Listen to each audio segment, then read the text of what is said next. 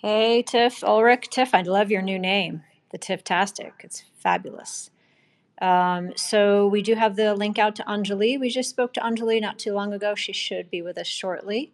Tony, I haven't seen you in a minute. Thanks for joining us.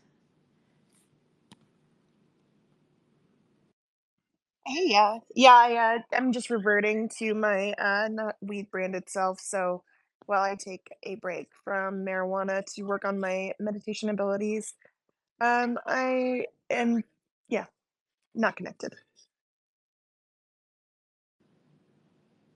Yeah, I love that, Tiff. I mean, there are some people who say it's a hindrance. Some people think it's, beneficial. Some people think it's a hindrance. It'll be interesting to see what you find out about that. It looks like we lost Ulrich. I'll try to get him back up. I've been meditating for years and I've never achieved like anything out of body or kundalini on purpose. It's always been like a accidental situation. And so I want to try to master it. And the only way to know if weed is holding me back is to not use it anymore. So I'm going to dedicate a year to. I got the Monroe Institute app. I've got that. I'll give that a try, but I'm kind of wary about anything the CIA mastered and utilized. So that's just going to be there available if I want it. But yeah, just trying to reach that kundalini, that crackly noise. I have said to people, it's not usually, my message is not usually well received. Imagine that. But I have said to people, I think the best way to start is to actually master the physical realm before we try to dip our toes into other realms. And that kind of goes along with it, having some discipline, working out, watching what you eat, and all of that stuff can really make a difference. It's just my opinion that we are here to actually master the physical realm and not really dip our toes into the water of other realms, especially when we can't even handle this one. So we have Anjali with us. Awesome. Hang on, Ulrich. Let me get your co-host out there. Yeah, I Yeah, just I wanted feel to like you're do complete. Oh, I can't hear you, Doomer. what's up. I could hear you guys before. My button was just lying to me. Love the new third eye and the new name, Tiftastic. Welcome, Anjali. Can everybody hear me? Are we good, mic check wise? Yep. Your voice is a little quiet. All right, I'm gonna try to fix that.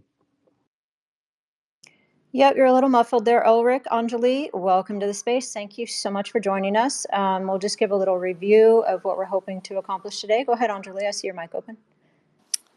I was just going to say thank you for having me. I'm very excited and admittedly a little nervous. I always get a little nervous before these things. So thank Oh, you. that's Look, okay. That's okay. I think we all can I'm still. surprised. A little fear about the doom. Sorry, sorry. Go ahead, Fred. Forgive me. Yeah, it's all about the doom, Anjali. That's why you're nervous. You normally wouldn't be, except for we have a doomer daddy in the room, and that makes everybody a little nervous. Everyone is quaking. They're trembling. It's perfectly normal, Anjali. They're like, Yeah. how hard are we gonna doom today? I don't know. Let's find out. Is the I can mic is the appreciate the mic any doom. is the mic any better? Your mic Yes, I can is hear you. better. Yeah, Yeah. your mic is better. Okay. So everyone, please retweet the space. As always, we've been trying to get Anjali into a space. I don't even know how long, Anjali. And Tiff reached out, and she said yes right away. So I really appreciate you being here, Anjali. I think it's a good benefit for the community. For me, I've been in UFO Twitter for about a year now, and I have never heard your story. So I'm super excited. So what we were hoping to do today, Anjali, is we'll start hopefully with just a current bio, let everyone know who you are, as an adult and where you're at currently. And then I'd like to go back to your history wherever you would like to start. And I'd really like to get through your history, the bulk of your history, anything that you think is important for everyone to know with minimal interruption. And then the hosts and I will go back and ask questions, if that's okay with you. And for anyone listening, if you have a question for Anjali, please go ahead and put it in the purple pill. We'll be monitoring the questions as we go along. But we'd really just like to get to her story, Anjali, however you want to tell it. And then we'll just be writing down our questions and kind of keeping track. if you do come to a place where you want to naturally pause and ask if we have questions, that's also fantastic. So we're kind of just here for you and however you want to tell your story. Okay, great. Hi, everybody. Thanks for showing up today. I wonder if you're all staring at our little thumbnails on your phone like I am. So that's what I'm doing. I'm looking at all your faces and just imagining that we're talking to one another face to face right now. So that's what's happening in my headspace. I'm thankful to be here. I know it's difficult to talk about experiences in a space with people of the public who you aren't intimately in some way informed on, so that you understand, the relationship. And so sometimes it can be really scary, as someone who has come forward and shared a lot, risked a lot, lost a lot, won a lot. I tiptoe into things pretty gently. There are multiple people, some of you who are probably listening right now, who have asked me to be on your podcasts, and I appreciate every ask. I appreciate every invite to a space, and truly, the only reason that I chose this particular space was it was right time, right place. I was just getting to know Doomer Daddy and Tiff. Fringe and I really didn't know each other very well, but a lot of you were kind of circling the periphery of my very small community here. I see Jonathan and Rich and Henry and Sam and Nick. I mean, there's so many of you here that I'm familiar with, and that's just a really quick glance. And so thank you, for giving me a safe space. And that doesn't mean that I expect you to, when I say safe space, my expectations are not that means that you have to believe what I experienced, that you have to agree with any of my personal interpretations or any of the messages that I have channeled from the beings and the council specifically. I don't expect you to do anything else different in your life after this conversation than you were doing before, unless you want to. It's all up to you. So I'm not here trying to make believers of anyone, but I am here to share my ongoing experience, and to at least wave the flag that, hey, NHI are real, and I'm sorry that I don't have the evidence that you're looking for. You can take my word or you can leave it, but it's really not, it's something that I find debatable, from my ongoing experiences. It's just not open for debate. And so if you're trying to debate with me whether or not NHI exists, I'm not going to have anything to do with that. You're on a different path than I'm on right now, and I think that that's cool and that's great. But just so that everybody's super clear, the path I'm on, it's that I'm having these ongoing conversations and visitations, that I have been inside craft and some type of facility on more than one occasion. And I'm a lifetime experiencer, beginning from when I was a child, all the way up until this current day. And so that's the little bubble that I live in. And I say that it's little because though there were millions of us who feel the same way, it's very hard for us to gather together because the world is such a big place. And so it's super awesome to have communities like this where we're able to share. So thank you for that. And that was my intro. Just off the top of my head today. That was an awesome intro, Anjali. Thank you again so much for being here. We really do appreciate it. And you said some things that are very important for people to understand. And I've posted about this before. As experiencers and as abductees, I always refer to myself as an abductee because this is happening to me against my will, but I respect that other people call themselves experiencers. It might not be against their will. Right. We do not owe this community a single thing. And as far as I'm concerned, people in the community should be thankful that we are willing to share at all, because it is a very vulnerable position to be in. It's a scary position. Many of us have things that to lose. You know, people have lost children, they've lost husbands, they've lost careers. And it's a frightening place to be, to open our mouths and speak about things that sound like science fiction. And so please, everyone, just be thankful that Anjali is here and just listen to her story in whatever way she would like to tell it. And then we'll go from there. So thank you so much, Anjali. I appreciate your vulnerability. I know how hard this is for you. Thank you. Wow. Okay. So I didn't realize that I had the reins so quite thoroughly today. This is a first. Now I feel like I should have written down some bullet points or something. So let me Don't, see. Anjali, do not stress out. We have Ulrich in the shadows right now. He is foaming at the mouth with questions, ready to go. So let's go back. He I'm mentioned to actually being us gagged right now. There's a he's huge, being like, gagged. several Okay. people are holding me back, Okay. and Okay. I'm So just no sad that it sounds worries. like you're no longer afraid, because my Do not doom, be stressed on a lack of you know. conversation. Okay. So Cool. Anjali, you did Okay. mention that you had some child. You want to start in your childhood? Let I us think that would know about. be. Yeah. I think that would be a good idea. Okay. And so I have to split the same experience into uh, two periods of time, okay, and or two kinds of experiences. One being, um, I'm 4 years old and I'm running down the hall in our home, and I jump on the back, or I jump up onto the couch and look out the window that's facing the street, and I see a bunch of people, including my mom and the other people who lived in the house with me, outside under a craft. I'm shaking a little bit telling this story.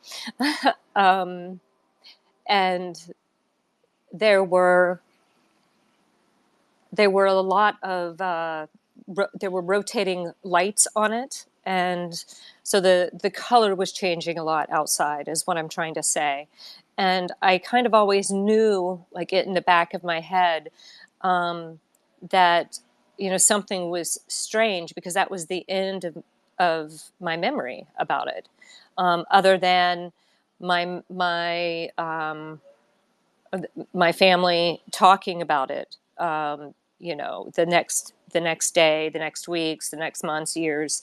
And so it became kind of this legend we bring out around the campfire at night, even though we all knew, me as much as I could have known when I was 4, just from what I personally regard and remember. And but there were several other adults who were there, including people from our neighborhood who witnessed the event. And it was so it was something that I visually remembered. And then I also remembered all of the conversations I that I had or overheard with my family over the years, and shared with my friends as I grew up. And, and it was always the same. It was always the same story.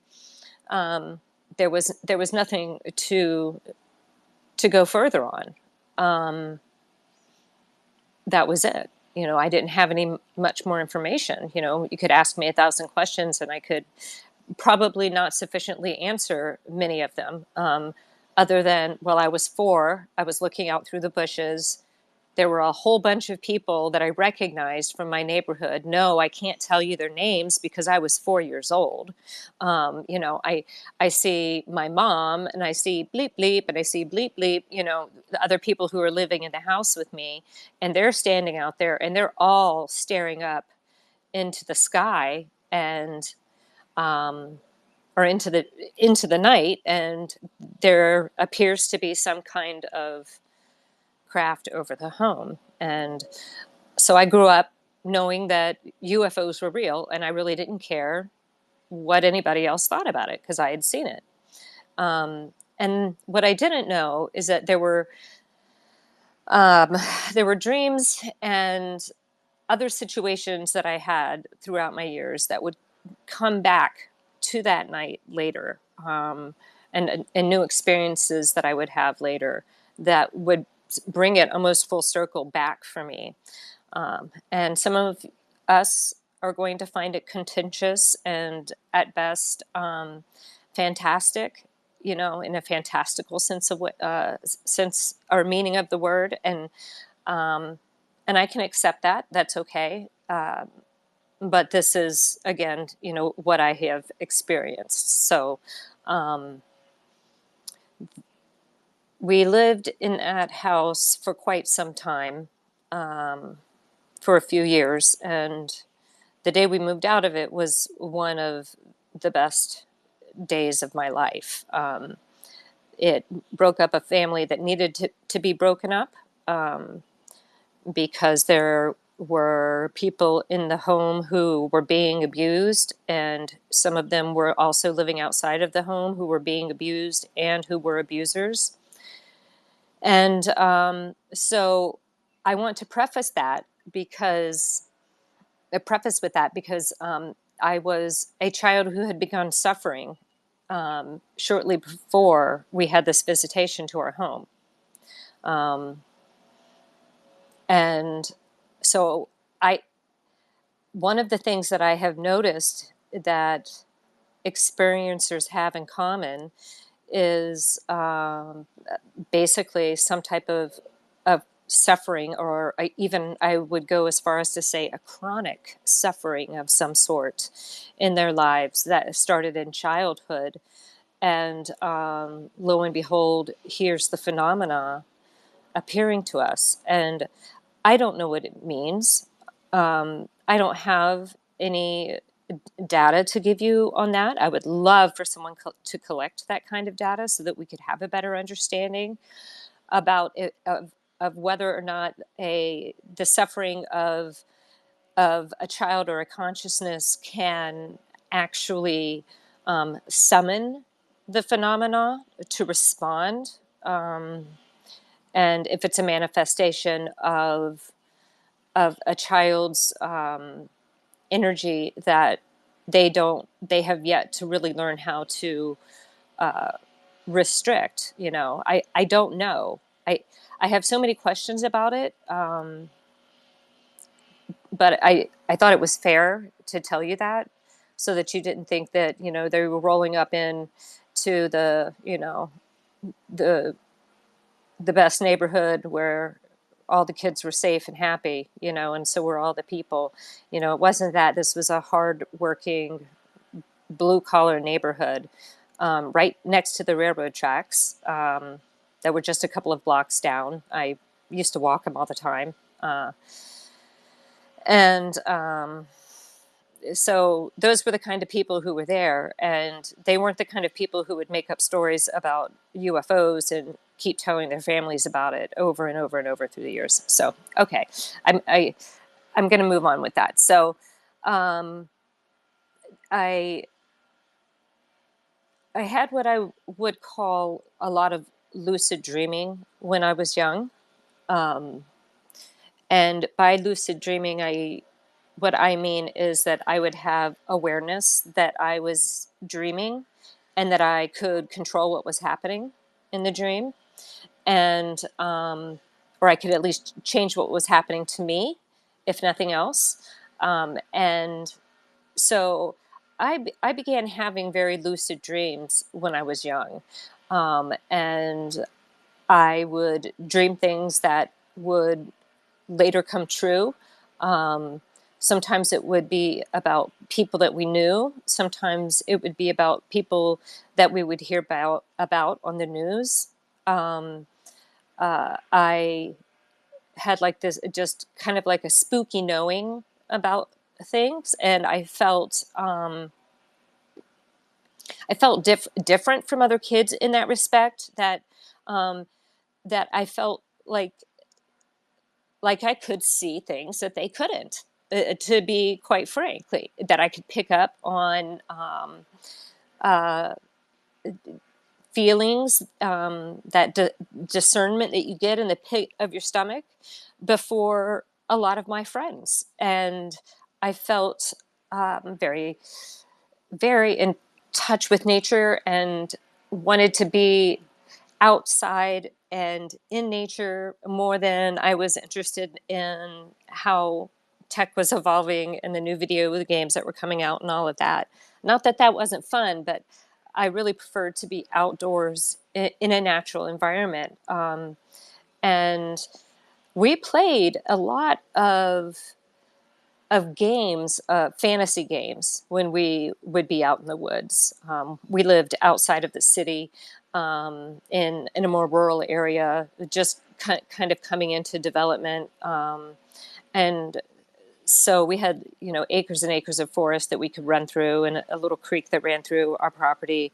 It was just divine. And so we would play outside a lot, and we were very imaginative. If you've ever, grown up through the 1980s, then you know that was like an explosive kind of time in the era of theater and what we were doing with 3D and emerging graphic effects and storytelling. And so I think kids were really creative and just outside doing what we were doing naturally all the time. So I know the difference between playing and not playing, and I know the difference when something feels off from what should be happening, and what isn't. I would spend hours every day, as long as I could, be home by lights out, every day, and so I knew the sounds of the dirt roads we lived down. That's how new this development was. And I knew everybody's animals, all the animals that lived in, people's homes in the area. I knew all the dogs and their cats. And there would be times where something would appear, and it would usually be right around dusk, that seemed out of sync with the environment. And like for instance, I was on my way home, the lights had just clicked on. I was about a block from my house. I could see my porch light, so I figured I was probably going to be okay. And I suddenly just brought my bike to a screeching halt because there was quite a large wolf that appeared. I know dogs. I know huskies. I know what dogs look like. And I'm thinking to myself, is that a wolf?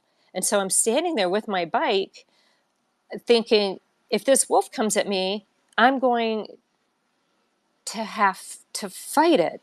That was like my initial reaction, because I thought there was an actual wolf standing there.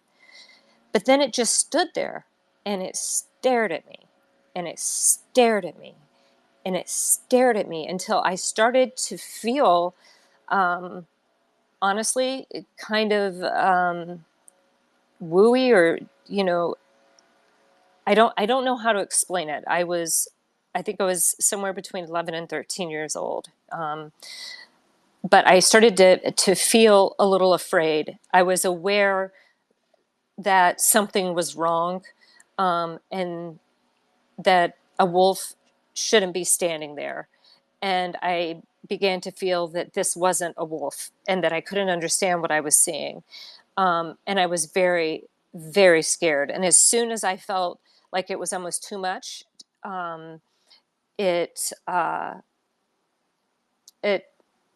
sauntered off into the woods and it was gone.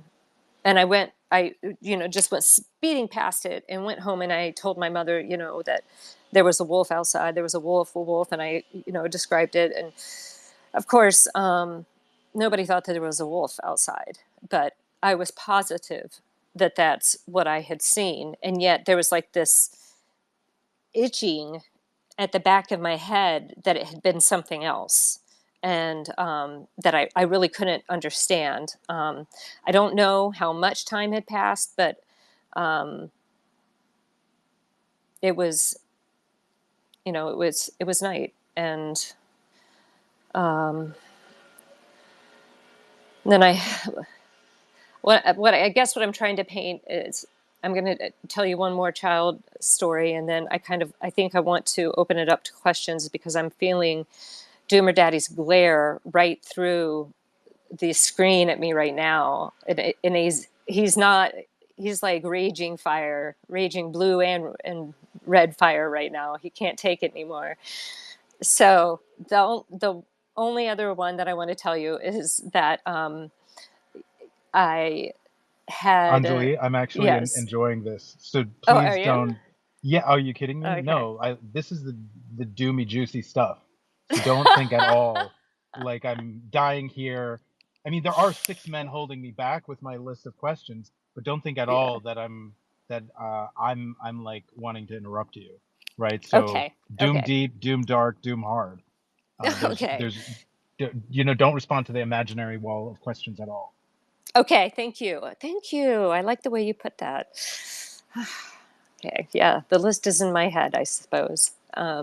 Light that fucking list on fire. I'm I think you serious. just did. I think you just did it. It's Perfect. gone. Okay. And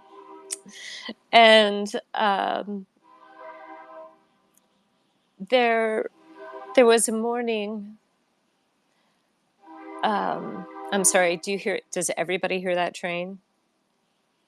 It's because it's just. I'm so sorry. I live downtown, right by the river, and I can see like part of this train. So sorry if it's loud. So, like I had said earlier, we live outside of the city, and that's back when we called it out in the country instead of being rural. We lived out in the country, and my mom worked in the city, and so she left very early in the morning, and I was supposed to be, a responsible kid who did what her mom told her and made it to the bus stop on time. The bus stop was a couple of miles from our home, and it never bothered me because I would either, run through the flats, which is just this area of dirt, which I think is actually like filled in marsh. That they dumped a lot of dirt on top of, and tried to create more foundation there. I can't say that for certain, but it used to be a segment of the river, and so I think that it may have been diverted in some way. Um, and this is important because there's a water source that goes near those flats, and so you'll hear me talk about the flats. And so I'd either run the flats or I'd run the regular roads to the bus stop in the morning, or if it was getting too late, I would ride my bike, and I would hide my bike in the bushes at the edge of of the the shoulder of the road. And this was just what you did, and it was never a problem. Um, and I knew what time to go to school. I liked to go to school. All my friends were there. I enjoyed learning. I enjoyed recess. I enjoyed sports and after school activities. So it was somewhere where I really wanted to be. And so this particular morning, I had I was fully ready for school, except I had to eat my breakfast and then brush my teeth, and then I could hit the road. So I was just having cereal that morning, and I I had just poured the cereal and sat down at the table, and there was a window that was right to my right, or directly to my right, and it looked out over some of our property towards where the water was, and there was a large tree that was, just a few, maybe 6 to 12 feet out, because there was a branch that got it closer to the house. So maybe, 12 feet away. And anyway, this one limb that was stretching toward us, there was an owl that was sitting on a branch that I noticed, and upon noticing it, I just immediately froze, and I remember being really a bit afraid. Okay, I knew it was an owl. I mean, I was looking at it, but I also had I had an instinct to be very still, and I somehow knew it wasn't an owl. And I sat there and stared at it, and it slowly began to morph into what I would call probably a small gray, not an android, but what do I know? For all I know, it could have been. But the moral of the story, folks, is that I lost a few hours. I'm going to say, I came to, and I was still sitting in front of my undisturbed bowl of cereal, and a couple of hours had gone by, and I had to call my mom and tell her I'd missed the bus. It was really unlike me. So there was no getting to school that day, and that's why it was such a big deal. And one of the reasons why it stuck into my head was because I had to explain to my mother that I got afraid of an owl that started to look like an alien. And then the next thing I knew, it was daylight, and did she believe me? I don't know. Probably as much as a child can believe, or a mother can believe a child who says that. And so, I don't remember feeling ridiculed or like she didn't believe me so much as she just didn't understand what had happened. And I wasn't really sure either, to be honest with you. So those were my experiences that are, the most outstanding experiences, I would say, that I had as a child. That, some of which I learned more about later when I was an adult, and some of which just, remain a mystery to me. So, so that brings us up to year 13. I don't know, Doomer Daddy, if you've got anything you want to ask Yeah, now. we'll go to questions then, Anjali, if you're good with that for this period. Yes, Before we get to Doomer's questions, that sounds great. I just want to let you know that I'm not sure if you're aware of Eric Mitchell. He's an experiencer. We've had him in spaces. He jumps into spaces a lot. He's an advocate for experiencers. He's in touch with, I think he said at some point, 3,000 experiencers. Have you heard of him, Anjali? Honestly, maybe. I'm not really sure. I Yeah, get a lot, so I get a lot of references and talk to a lot of people, and it's hard sometimes to keep everyone straight. So, yeah, it really is. But to your question about trauma, the childhood trauma, so you're speaking of things now that are very common among experiencers, and childhood yes. trauma is one of them.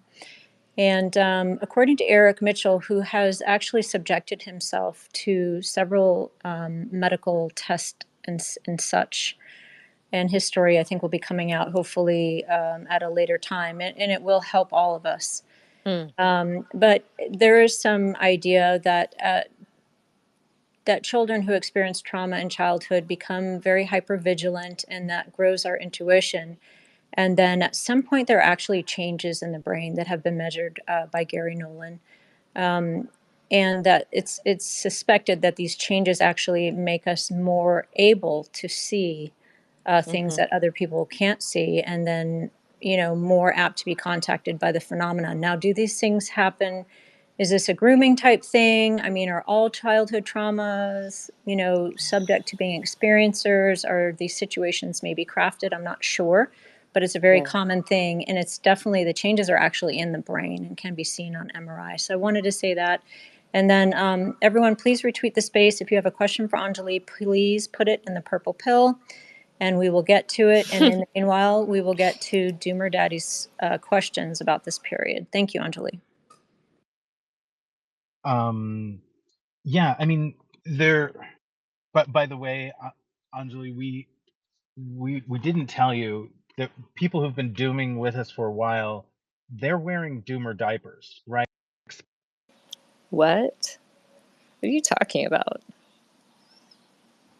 I had my handlers calling me. They're expecting 8 hours of just straight doom, and so they're ready to go with their doomer popcorn, and and and so the purpose of all of my questions is just pure manipulation. It's just to get people to break the ice.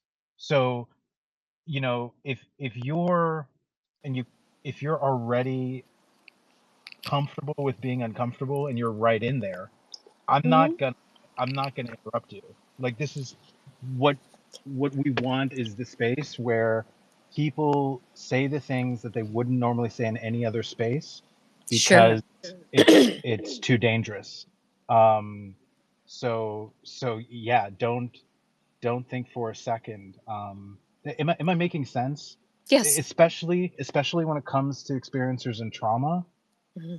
what I want uh is for people to hear that fear because they Mm-hmm. didn't have the space or the license to say or share the things that society wouldn't let you share, right? I think Right. that's the most valuable thing. So no, like, I'm here with my metaphorical popcorn. I'm right where I want to be, and I want you to feel entitled to push the envelope, and take people to a place. I want people at a place where, like, oh my god, there's no other space like this. That's I want people at the edge personally, like, selfishly. That's how I see the doom spaces. There's also some people who are concerned that our space has been shadow banned because they cannot locate it. So Oh if my god, everybody I'm would so be glad so you brought that kind, up. I normally don't ask people to retweet spaces because I like this to be private interviews, but there's a couple people saying they can't find the space, so. Yeah, Whoa. Tiff, I'm so glad you brought that up. Can we please grift hard on this? We're already fucking shadow banned. So I can't find this space being recommended anywhere in spaces. I can't see it across the floating pill. If you can, that's awesome. But I can't see it anywhere. Like, how catastrophic is the disclosure happening right now that we're already shadow banned? Please, if you know the people reporting us, don't share it to them, but share that people are already reporting it. I think, yeah, I mean, we should only use this for PR. DM this out to people who want to hate listen, don't want to hate listen, fucking everybody. So it's as far as I'm concerned, it's true. We're shadow banned, and this is a milestone. This is going straight into my man journal, so I'm proud of this moment. That's hilarious. I don't know how to Yeah. follow that up. It's Friend, hard to please. follow. It's hard to follow I apologize. Doomer. So we It's were at hard to year follow Doomer. 13. Year 13. Yeah. Okay. Um, so when I was 13 was I think that was when I saw the wolf. I was 11 when I missed the bus and had that missing time, and I was 13 when I saw the wolf. And mind you, I had a pretty good imagination, and like I said, we played pretend a lot, even when I was straight up to 13, because that's what kids from the 70s did. They were children a little bit longer than our children today, and but we also knew when things were odd. And I had, some anomalous, when I look back on it now, I would call it anomalous things that happened to me when I was a child. And those were the ones that I told you were probably, the most intense. And then once I became a teenager, we ended up moving more into the city, into the suburb, and out of the country. And we I was like a fish out of water, you know. It the area was just so different than how we had been living. Suddenly I was in a neighborhood with paved roads and paved sidewalks, and no, most of the trees were in people's yards and you weren't allowed to touch them. And here I was used to, climbing up trees still and sitting up there and reading books. And I really felt like it was the end of my childhood. And I mean, I did turn 15 that year. So my childhood, really was kind of coming to a new phase. And so what I experienced a couple of, I'm sorry, I was getting distracted by something I saw outside my window that was just, anyway.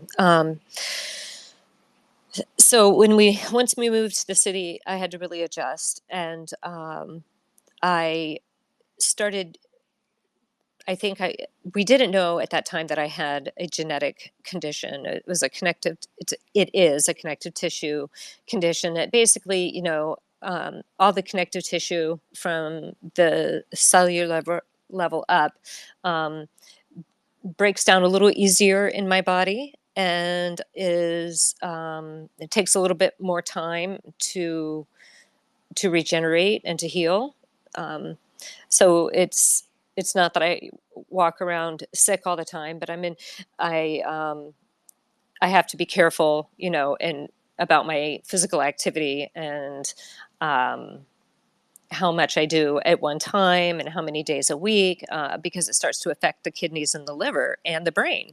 If you can't flush those pieces of connective tissue out of, basically your muscle tissue it will start to build up into your blood if you can't flush it out through your body, and then you have a real problem. And I've had that happen to me a couple of times before I understood that I had a connective tissue disorder. So as a child, here I was trying to keep up with everyone. Once I turned, about 15 years old, 14, 15, and we had moved, I started having a really difficult time physically keeping up with my friends. And that just kind of continued on the rest of my entire life.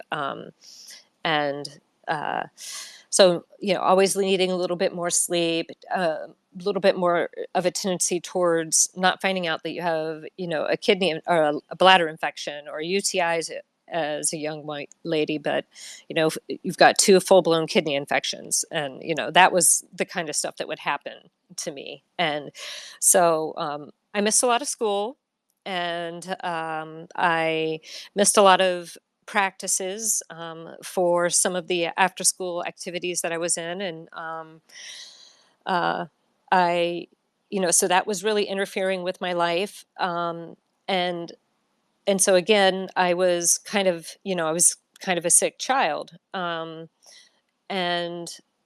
then I started having what I felt like were premonitions, because they were dreams that would repeat themselves. And they were often of people that I had never seen or never known, that I didn't know who they were, but I would like have this repeated dream for several nights in a row, and then it would just stop. And they were very distressing. And um, and as I got older, my mother, told me that, well, that happens in our family, the women in our family tend to have premonitory dreams. That doesn't mean that every dream that you have and every dream that repeats is going to come true. But it does mean that if it does happen, that it's not your fault. It's you just happen to know about it before it happened anyway. And so that's how she would console me, because I would feel responsible for things, knowing that something was going to happen before it happened, and then it happened and it was bad, and I knew about it, and I felt like I should have done something. What can you do anyway? Um, uh, and at the same time, I didn't find out about this until later. My mother was actually sometimes working with the local police departments on cases of women who were being brutalized, and murdered in Jacksonville, like in the entire Jacksonville metro. She was having dreams of these women that it took her many dreams to figure out that they were prostitutes. And it almost sounds like a joke, right? I mean, it's a terrible joke, but a cliche, I guess I would say, where, somebody's brutalizing prostitutes in a big city and dumping their bodies in dumpsters behind 7-Elevens. Well, that was the part that was missing, is they had all these missing prostitutes, but they didn't have the part, of where their bodies were.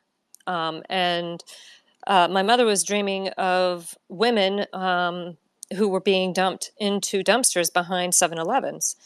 And she kept dreaming it and kept dreaming it and kept dreaming it. And then she saw, she put it together when she saw on the news that there were these women who were missing. And she said, "Oh my God, I think that I've been dreaming about them." And so she literally called and told them, "I've been having dreams that they're being dumped in a dumpster behind a 7-Eleven." So you can imagine, the repercussions of that.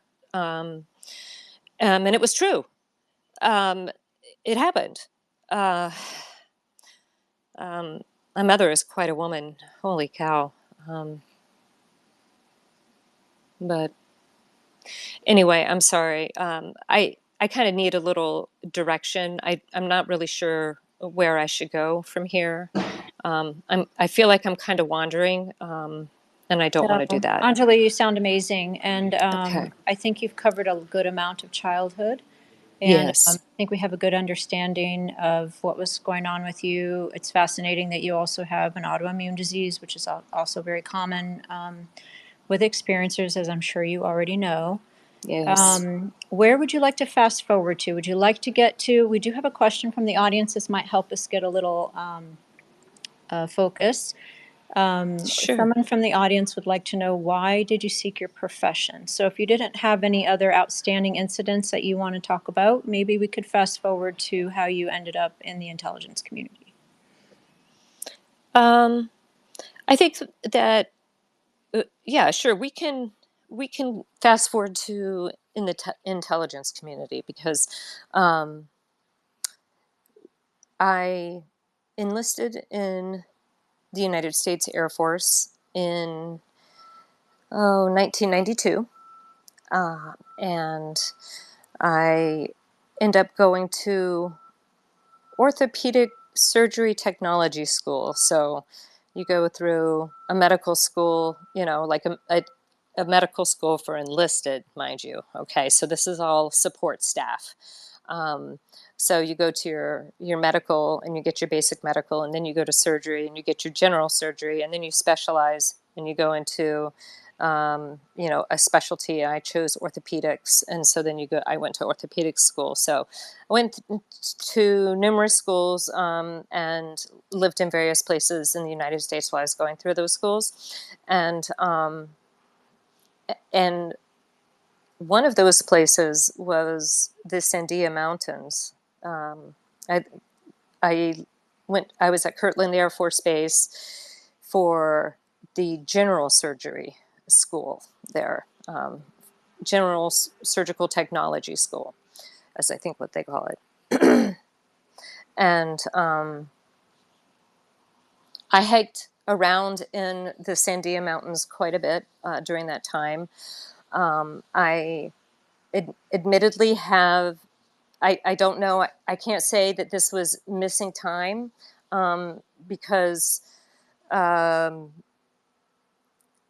because I was listening to music and I was hiking, and it was a different terrain than I had ever been in before, having come from Florida to Albuquerque. That was a completely different landscape for me, and I was fascinated by it. And of course, I had my CD Walkman on me. I was just listening to all of the great ones. We won't have to get into what the great ones are or who they are, but we all know. And I was supposed to be back to have dinner with everyone, and somehow I was several hours late and really couldn't account for it. I can't account for it at all. I can't tell you that it's anomalous. I can't tell you that it isn't. I can just say that my plan was to spend the day and hiking in Sandia, and then to be back at the base by a particular time that I can't remember anymore, and I didn't make it. I was very late and I couldn't account for it, and it really stuck out in my head as the years have gone by, with some of my more recent, being in my later adult years, my more recent experiences in contact. I have felt the need to look back on my entire life, almost everything that I can remember, and just try to scrutinize it and think, well, what else could that have been? Could it have been something else? Not necessarily to look for, evidence of some a self bias or anything like that, but more to try to understand all of these smaller moments that haven't made sense, and to see if there are, causated in some way, instead of just correlated as being, Anjali's, brain isn't working right or something, she's not remembering that correctly or whatever it is. Trying to give myself the benefit of the doubt, and also do, some scientific review of my own life. There's, it kind of makes me think of, it's a lot like, I don't know if any of you are familiar with seeing, or excuse me, the concept of the looking glass self. And that's essentially when, you try to see yourself through someone else's perspective. Okay. So like so if it was Fringe and I would try to take or the perspective of Fringe, and hear and see and watch what I'm doing, to self-evaluate whether or not how I'm behaving is acceptable to Fringe. Okay, so do you understand what I'm saying? And it's a good self practice of regulation and checking yourself, and I highly recommend it. And so I was kind of going through that, but except I was the looking glass. I was the looking glass of looking at my entire life as much as I could, for any evidence of contact or potential contact, or some type of phenomena that may mean something. It may corroborate or help me to make sense of what's going on. And I do find that childhood trauma, especially sexual trauma, and it can be physical trauma as well. Those types of traumas are overrepresented in the data, in the data of experiencers. And I think that we really need to take a moment and ask ourselves what in the heck that means. And also help to remind ourselves that when someone says that they're an experiencer, there's a pretty good chance that they've got some trauma that they have endured in their lives. And, I'm not going to say that every experiencer is a trauma survivor, but I bet that percentage is pretty high. I'd be willing, to put my name behind a statement like that. And so I think that we need to remember, to be more compassionate and empathetic towards people who are experiencers, and recognize that sometimes even, yes, being on a space can become a traumatic event. Online harassment and defamation can become a traumatic event, and it adds to the the crutch that we're always trying to walk with. And so I just wanted to circle back to that real quick and say that. But And that's probably the most important part of this space, Anjali. I said this in the beginning of the space, but I'm going to say it again. It can be very discouraging to be part of the community that wants disclosure. And we have many experiencers, some high profile experiencers like Anjali, and others who are not high profile experiencers, who are willing to come into spaces and go onto podcasts. And, some people are telling their families and friends, many are not. But to put themselves in such a vulnerable position to talk about things, again, that sound like science fiction. We are well aware that we sound psychotic and that we're hallucinating. And are you sure you weren't dreaming? And all this kind of stuff that people come up with. But we're willing to come out in the public square and speak about these experiences. It's a scary thing to do, and it makes us very vulnerable. And I think that this community who looking for disclosure underappreciates the people who are willing to come up into a space and to tell these stories. These stories sound fantastical. They sound like they belong somewhere, on Star Trek, or sometimes, even worse than Star Trek. And we are well aware that we sound batshit crazy. We know that we sound batshit crazy, but we also know that we are not batshit crazy.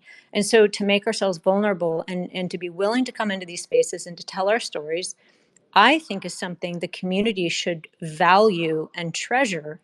But instead, what will happen is, I'm guarantee you there are people listening in right now who are making their little video snippets that can't wait to make fun of all of us up here, just accepting Anjali's story and the things that she's going to tell us, accepting my story, all the things I talk about that sound absolutely insane, instead of valuing the experiencers who are literally bringing this community disclosure. We sit around in spaces all day talking about how ridiculous the experiencers are, waiting for the government to give us disclosure. So there's my little rant. Anjali, I respect you so much for coming in here, and I'm sure that's going to be turned into some soundbite somewhere, and I just don't care. I really don't. Tiff, go That's ahead. why I posted that post yesterday about my experience and my theory of the estimate of the situation or whatever. Was just because it's like we have to stand together, kind of like I think a lot of people like me and think I'm a nice person and all that stuff. So when I say that I had this experience where I heard, or I got a vision from, beings of light that the world is going to end soon and etc. It's like one of those things.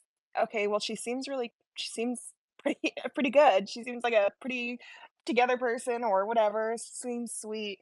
Um, but it's true, this is my experience and that's why I'm here just in general.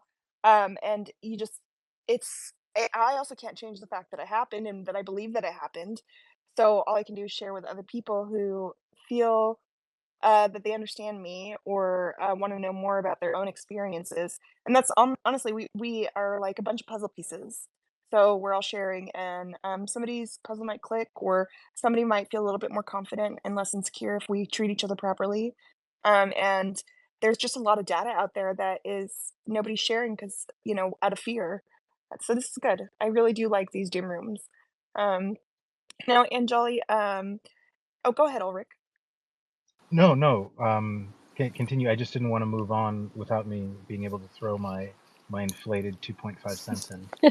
Do it, please. No, no, no. But you were about to ask something.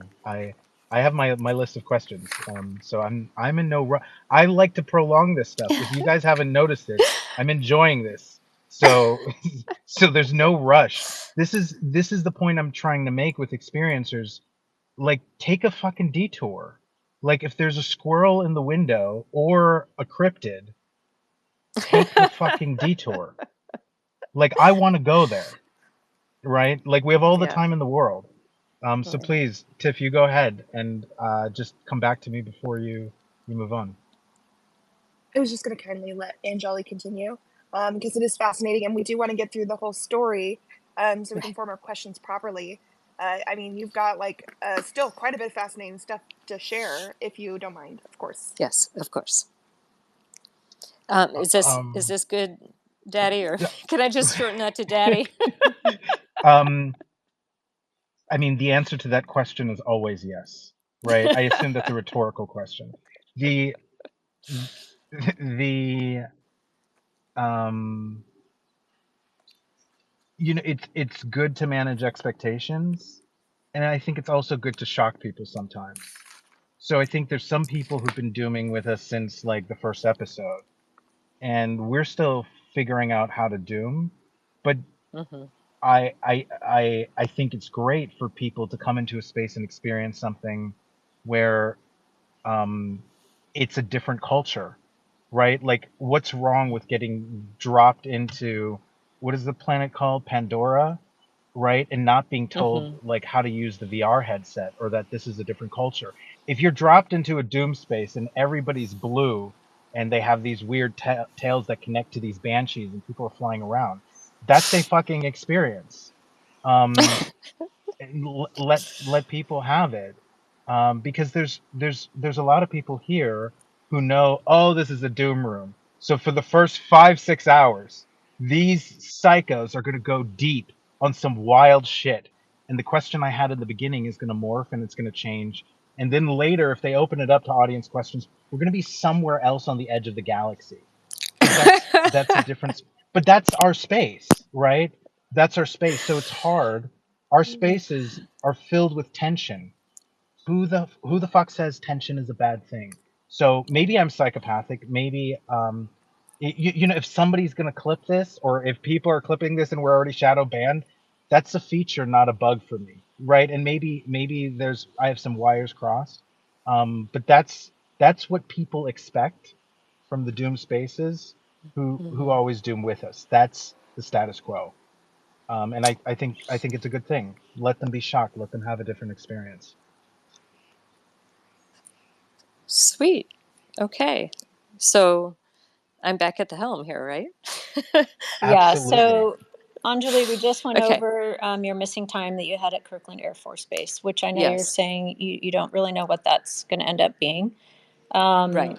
And if it makes you feel any more comfortable, I've done something very similar to what you've done. I sat down when I realized what was happening to me. I sat down and looked at my entire life, and I reached out to all of my family members and sat down. I actually did all of the years. What year was I here? What year was I there? I Mm-hmm. drew diagrams of different places where I lived and reached out to other people for cooperation and just to hear their own side of what was happening with me. And Mm-hmm. I just really did a deep dive on myself. And I got to the end of it and I thought, how could I have missed this for so long? And I don't think you got to my age, but it's disturbing. It's disturbing to look back at my childhood and think, how did I not see that? I saw it with my own eyes, but I think because we're taught that these things are fantastical or that things are dreams or that must have been something you saw in a cartoon, things that happen to children are just kind of blown off. So Absolutely. um, I Absolutely. think that deep dive is fantastic, and I'm the kind of person, I don't want to see something everywhere. I only That's want right. to see the things that kind of correlate with what's been happening to me. Right. So I totally appreciate that, and your deep dive on yourself and your mirror exercise, and so where do you want to go from uh, Kirkland Air Force Base? What's your next event that comes to mind? Okay. So my next event is at Ellsworth Air Force Base, and I had a number of events while I was there.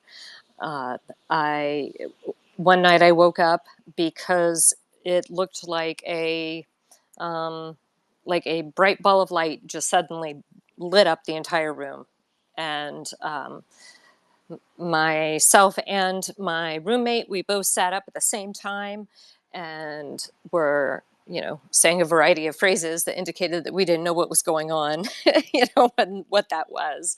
Um, there, there wasn't anyone outside that we could see, that would be playing around in the middle of the night, and trying to shine some light or do something very bizarre, that would make everything like white out. Like I was sitting straight up in the bed and the room was whited out. My eyes were wide open, and and then it was gone, and we had to try to process that. We were blinded in the dark. We turned on the lights for a couple of minutes, tried to talk about what had just happened. What did we think it was?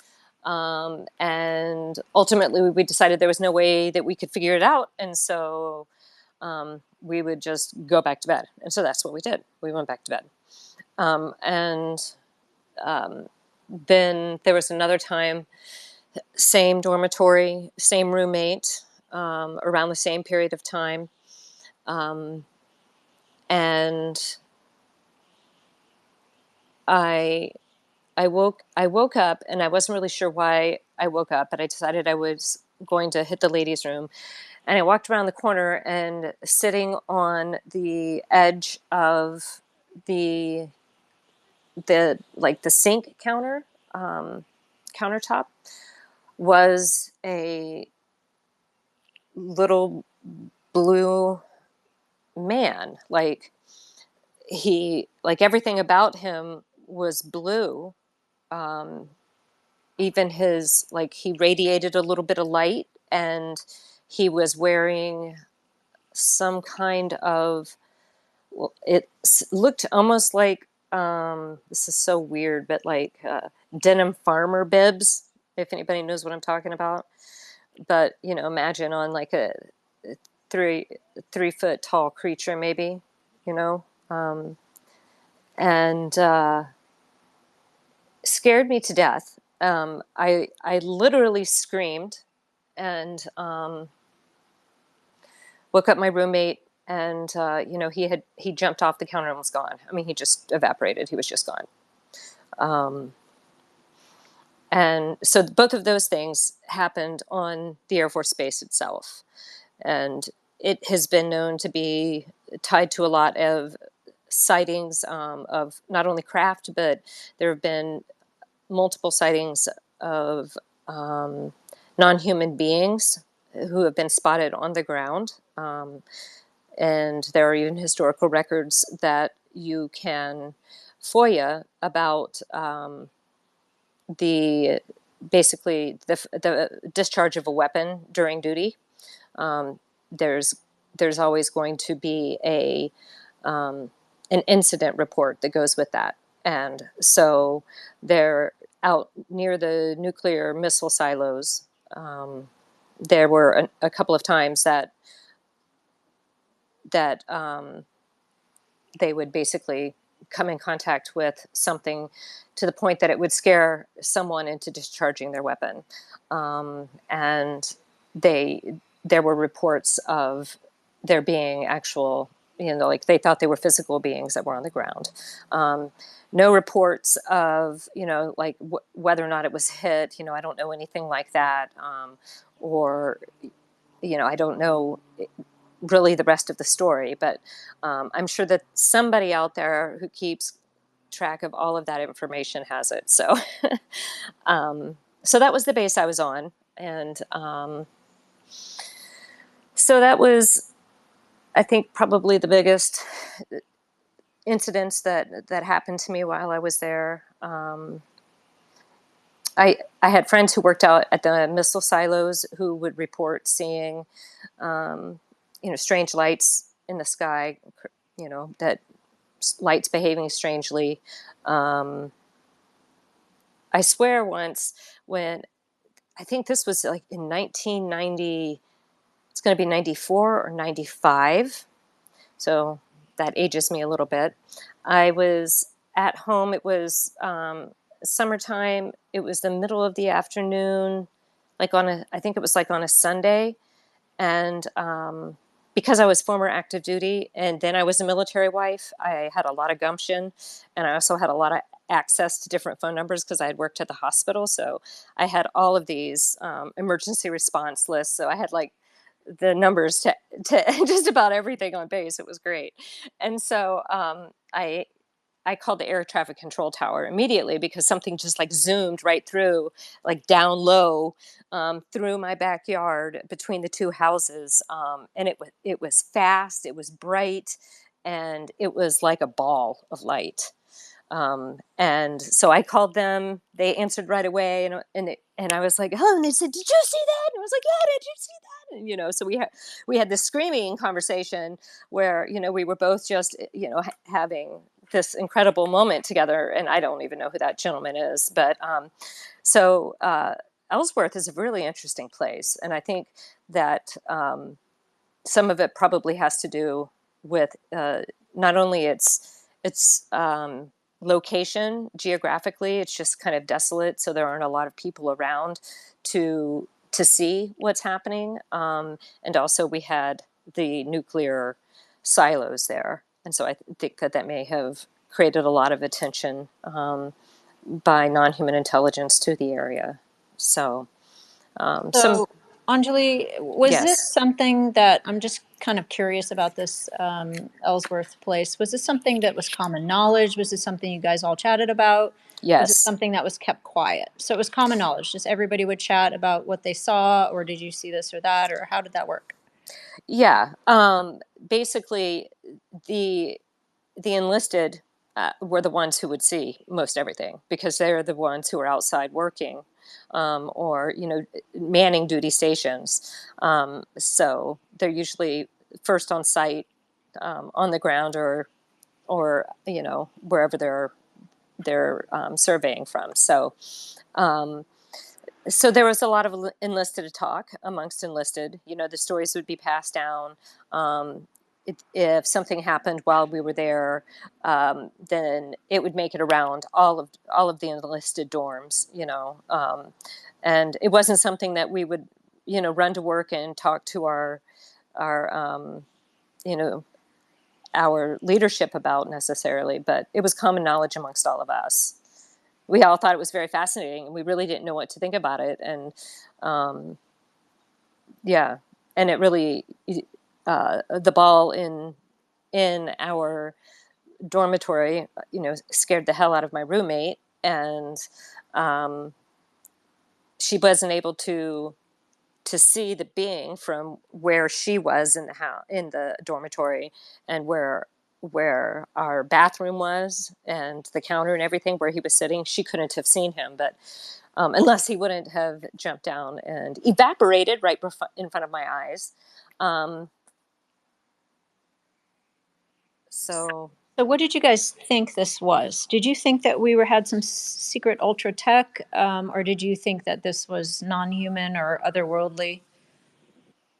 I thought, maybe I was sleepwalking. I mean, that's what I was actually thinking at that point. I was really young. I was like 20. I wasn't figuring out how the world worked. I was just still a weekend warrior, and so I um, I think that I was thinking that there was something medically wrong with me. I was afraid that I was having seizures, or that I was sleepwalking, or having some kind of hallucination. I got myself checked out, and everything was clear. I didn't have any problems, and so um, I can't explain it. I don't know what it was. It was persistent. It was interacting with the environment like it was a part of the environment, not like it was, like watching a TV in a room. You know what I mean? It's not like that. It was like it was sitting on the counter, and it hopped down from the counter, and yeah, that's it. So, It at that scared the death of time, me. Were you not, you didn't put together this creature on the counter and the ball of light in your bedroom with your No. roommate? You weren't putting it together with the stuff that was flying around the Air Force Base is what I'm thinking, right? Right. No, I didn't. I didn't put it together at all. Um, Yeah, I it's, was, yeah, I was thinking more about, boys and music at that point than I was about, NHI.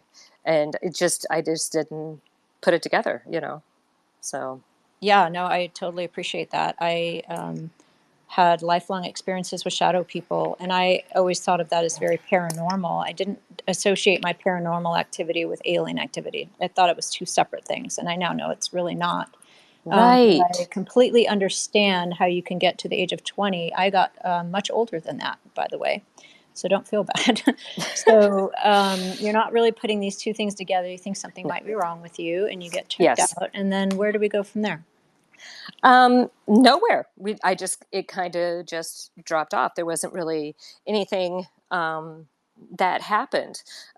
Like you were just saying, um, for a long time, there were a lot of things that I didn't put together. I kept them very compartmentalized. So, like there were ghosts or spirits.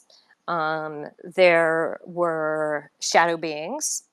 Um, there were shadow animals, and um, and that's kind of how I would sort out different things that I saw. And I didn't put that light and the being into any category. Like I said, I thought, well, maybe this has, maybe the being was something, to do with sleepwalking. Maybe I wasn't all the way awake. Like I see, and I can't remember right now if I had, oh, it doesn't matter. But so I wasn't putting together all of the various events that had happened and associating them with one another. I wasn't associating, like at the time of my youth, especially, I had just an amazing photographic memory, and I didn't put together that might have been something, like I mentioned earlier, I would have dreams. They would come to pass. I felt deja vu a lot. And I would tell my mom, this has happened before. This has happened before. Um, I didn't mean to repeat that twice. That's kind of funny. Um, but I was just trying to, stress that it was, just part of my theme song basically was, this has happened before. I have deja vu. And then I found Whitley's Communion, and I found the book, and it really got my attention. And I remembered the owls when we lived out in the country, and I had grown into like a lover of owls and wolves. Like, I had all these little trinkets, and they they were owls and wolves, and which is interesting because they were my two anomalous experiences when I was a kid. And here I was trying to surround myself with them. So maybe that was like a sign of me trying to figure out what had happened and, my own psychology. And so I'm collecting these things. I don't know. I can't really explain it, but I just kind of realized it. And so I'm sorry, you're going to have to remind me what was the last thing Oh, that you're we. totally good, Anjali. We are just listening to every single thing you come up with, even if it's you could go totally off track 20 years ago Oh, if you want to. 20 years past where we just left Ellsworth okay. Air Force Base. Oh yeah. Okay. And That's right. That's right. yeah, go ahead. Okay. Okay. Thank you. So in between there, in between all these times, you know, I would see what I thought were ghosts, and sometimes they would communicate with me. Sometimes I would just know things about them without knowing how I knew things about them, um, and I had other family members who would all see what we thought were ghosts. We just assumed that they were deceased. And now I don't know. Now I wonder if we were actually seeing into another time or another place, or um, if I don't know. I don't know how to. We don't know, Anjali, because, and you're absolutely right. So I now know I had a lifetime of experiences with shadow people up until, I don't even know, this year. I now know, after talking to other abductees, that shadow people have been seen shutting off a type of technology and turning into grays. And so, What? yeah, I wanted to throw that out there for you. And I also am aware of abductees who have been on ships who have seen what appear to be their dead relatives, etc. And so I think it's Right. important. Grant Cameron said this just a few weeks ago in Spaces. We cannot separate what we think of as paranormal and the phenomenon. They're the same thing. They're Yes. different iterations or expressions of the very same thing. And so you're sharp to say, well, and now I don't know if it was a ghost. We don't know. When I was a child, I had this entity living in my hand. Well, I Mm-hmm. now know that that grays often disguise themselves as cartoon characters, etc., to endear themselves to children. And so I didn't know that as a child. I didn't know my entire adult life dealing with shadow people that these could possibly, am I saying every single shadow is a gray in disguise? No. But abductees Right. have seen them turn off tech. It's technology that turns them into the shadow. I'm sure this is going to be clipped somewhere in somebody's debunking space. And boom, they turn into grays. And so this is a thing. And I think you're right to question, was that really a ghost I saw? Because grays have Right. been seen taking the shape of dead relatives as well. And that's really interesting. I wasn't aware of an experiencer having seen that, or an abductee having seen that. I I remember the first time that I saw a shadow man, the classic one with the hat, was in when I had just started at DIA. After I'd been recruited and was working in Intel. It was my first apartment there. I'm sorry, I live close to 3 hospitals, and one of them is the VA, so everything is pretty noisy around me sometimes. Apologize. So anyway, I'm sorry. What were we saying? It's got. You Oh were yeah, saying, yeah, yeah, Hatman at yes, that has a being's name is Hatman, and it's you Hatman. were at Okay. DIA. Yes, the first time I ever saw him, and saw him numerous times since then. Always scares the hell out of me. Always is standing at the end of the bed looking at me, and stays there for, I would say, maybe 2 or 3 seconds. It feels like an eternity, but honestly, I think we overestimate or underestimate how much time a second is. So he was probably only there for 2 or 3 seconds, but the very first time I saw him and remembered him, it was like familiar to me, and I actually went to work and told my senior intelligence officer that I had seen this at night. And I don't know, I felt like I was supposed to tell her that this had happened, that I had woken up and that I thought that I had seen a man standing at the end of my bed. And she said, "What did he look like?" And I explained it to her, and she said, "Okay, thank you." And that was it. And because I didn't know was there a chance that I could have fallen back asleep and there was actually like foreign intel in my room? I didn't know. So it wasn't until it happened several times that I began to recognize that this was not a situation where I was falling back asleep and something was happening. This was a situation where maybe something had already happened. And I was just somehow waking up to whatever or from whatever that was. Always the same damn character every time. And it wasn't just that when I say character, I don't mean like always the same shape. No, it was the same consciousness. Like whoever that was, that's like the same one every time. There was a very distinct feeling that came with it, that was, I would say, probably their consciousness in some way. And so I recognized and began to feel like this was something, that was more concerning. And I did report it a couple of times, to my SIA, and she said it was just a dream, not to worry about it. So, and rightfully so. Why would she say that it was anything else than that? So, but I did feel like I had the responsibility to let them know that had happened.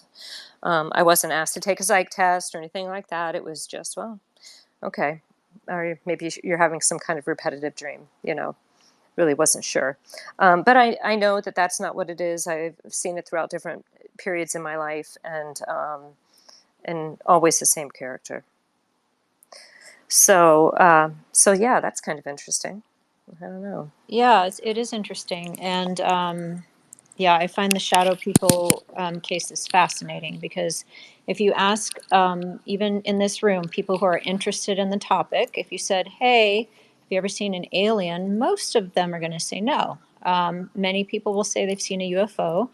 Fewer people will say they've seen an alien. But if you ask people if they have ever seen a shadow being or shadow people or a hat man or Yep. shadow spiders or shadow animals, many people, that's when all the hands go up. That's And right. so it's a very interesting area for me. So thank you for that. So Hatman, many times, fascinating, and it's very interesting that you told your SI, your senior intel officer, and they just told you were dreaming, which is a pretty standard response, right? Right. That's what we're always told. Yeah, oh, it's That's right. hypnagogia, it's sleep Exactly. paralysis, you're dreaming. Exactly. It's like being a child, because as children, our parents tell us, oh, that was just a dream. Well, it's like we never grow up. As adults, we're still seeing it, and people still want to tell us that it's not what we think it is. So it's fascinating to me. Yeah, absolutely. And a little, it's a little gaslighting, because the truth is that none of us really know what it is. We don't know if it's hypnagogia. We don't know if it's a manifestation of, somehow in our environment. We don't know if it's foreign or domestic. It could be somebody else's tech for all we know. And that's how I went about it, which was why I felt like I had a duty to report it to the SIA, because I thought, well, what if that really was someone in my home, or what if that was a holographic projection into my room? What if I'm being targeted in some way by foreign intel because of the types of the type of work that I was doing at that time when that started? And I just felt like that needed to be, looked at. So, Well, I think even during that time, we were using different types of remote viewing programs. I believe there was a time when we were using our astral bodies to remote view. I could totally see where you would come up with that. This could be somebody else's tech in my room because of the sensitive area of your work. That's right. Exactly. And knowing, having contact with some of the sensitive tech that I had exposure to when I was working on a special project for the director of DIA, I knew that there were things that weren't commonly understood and seen out in society. And so I knew, well, if I've seen that, then at this point, I kind of felt like, it could very easily have been somebody else's tech. But that didn't seem to be the case. At least if it was reported by my SIA, I never had to, I never signed anything. And, there was never any kind of written statement from me about it. So, you're not going to find anything if you try to FOIA it. So, I'm sure somebody's doing it right now. I know. Actually, That's why I'm I like, can hear them right now. I know I can too. And so I'm like, let me just tell you, Uh, I didn't write anything down. It was a conversation that she and I had, and I think she made the right call. And I yeah, mean, can I just get stupid just for a second? wait, sure. wait, wait. I I'm going to anticipate Ulrich. I'm going to anticipate. Ulrich was on my shoulder right now. He was on the devil's side of my shoulder. And Uh-oh. which Ulrich is where wanted I'm to comfortable. know what the special project was that you were working on during Mm. this time. And he likes Oh to ask those kind of wow. questions. I think my my MK ultraing of the other two hosts has been successful because I actually was just gonna say a bunch of stupid shit, and and now I have people asking better Yeah. questions for me. So Predictive programming. Good job. yeah, You did yeah, it. let's go with that because I was just gonna say something stupid. I would love to hear the answer to that. Well, the answer, of course, is that I can't talk about it. What? Yeah, Can you of give us a course I can't. taste? Can you give us like a microgram? You know what I mean? Something, just a It category. wasn't. I will just say that It was. It was not regarding the phenomena in any way. Let's just say that. Um, Fringe. What do I say after this when somebody says that? What's Oh my gosh, you're going to have to carry your own water right here, Ulrich. It's it's not anything that that you need to be concerned about. Just don't worry about it. Can- It was nothing. It was nothing. first of I'm not all, trying to make light of it. It's just that I really I no, can't I, say I anything about it except it was an interagency effort. I was a team lead. There were many teams, so I was not the team lead. There were several teams, and there was a manager of the entire project, and it was n- at the behest of the director that I served, and that is all that I will say. Anjali, the only time we try Yes. to trip people up and try to get them to break their NDAs is if you're Richard Doty, and Oh, that's so it's funny. playful and it's understood. So Yeah, that's a dance that always happens. But that's no, so of course funny. we're gonna respect that. But Mhm. I cannot. I just want to get stupid just for a second, okay? I don't want to derail the Okay, whole sure. interview. But can we hang out? Can we just acknowledge that you you you just picked up the phone and called air traffic control? I mean, how many people can just be like, "Oh, UFO, let me get Susie from air traffic control on the phone. Let's talk about these UFOs." Uh, I um, tell you, women, I tell you, all those women who are in administrative positions on bases, they have access like you do not know. Those phone number lists just fall into their beautiful little hands and they just take them home and they save them for a rainy day.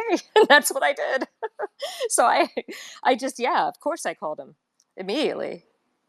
I mean, I used to what call him and ask for major storm, so I had to, I was a little bit of a joker too. So I know. Thank you for that laughter. I appreciated that my soul needed somebody to think that was funny.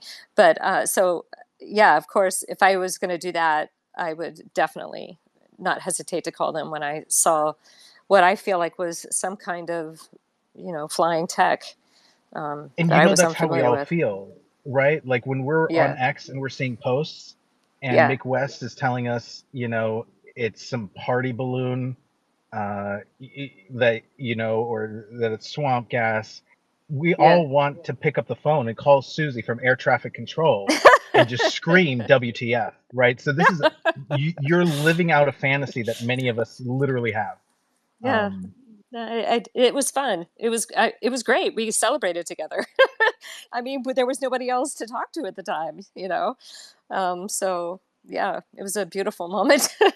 And I still had absolutely no idea. I assume that it's either the phenomena or it was one of ours. And I guess, some people may say, well, obviously, but I'm just trying to say I don't think it was naturally occurring. I think it was tech, and I think there's a pretty good chance that it could have been ours. So. Do you want to like describe it at all? Are you allowed to talk about the shape of the? Oh yeah, I was just on base as a witness. I didn't have anything to do with this. So everything that I say is just speculative anyway, just like the air traffic control. Honestly, it moved so quickly and was so bright that, you get descriptions like, well, it was really bright and it moved quickly. And I think it was round. I think it was a ball, but it moved so fast. Um, it was gone in a split second. I mean, what's to describe it? It was bright. I think it was round, and it was very fast. And uh, it did make a sound. It wasn't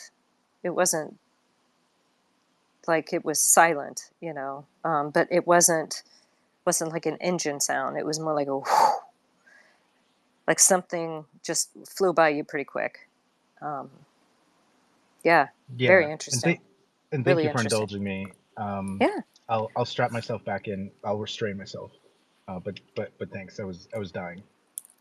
I think what happens, Ulrich and Tiff and Anjali, I think what happens is when you have a lifelong experiencer, you can totally go into the weeds on every single experience, and then we never get to hear the whole story. And so I It's true. appreciate that, Ulrich, so much. I appreciate you restraining your questions for now, but I promise you we will get to all of these details. There's a purple pill full of questions as well.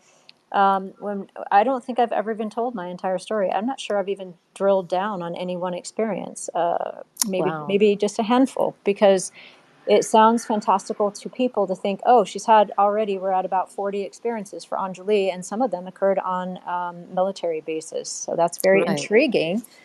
But we do want to get to just the big story before we dial down Right. into the little pictures. Sure. So you're at DIA, you've reported Sure. to your SIA about Hatman, and now you're probably to the point where you realize it's probably not someone else's tech, etc. So where do we go from there, Anjali? Well, I wasn't really ever sure that it wasn't someone else's tech. Um, just because I didn't get the reaction that I was expecting doesn't mean that it wasn't taken seriously.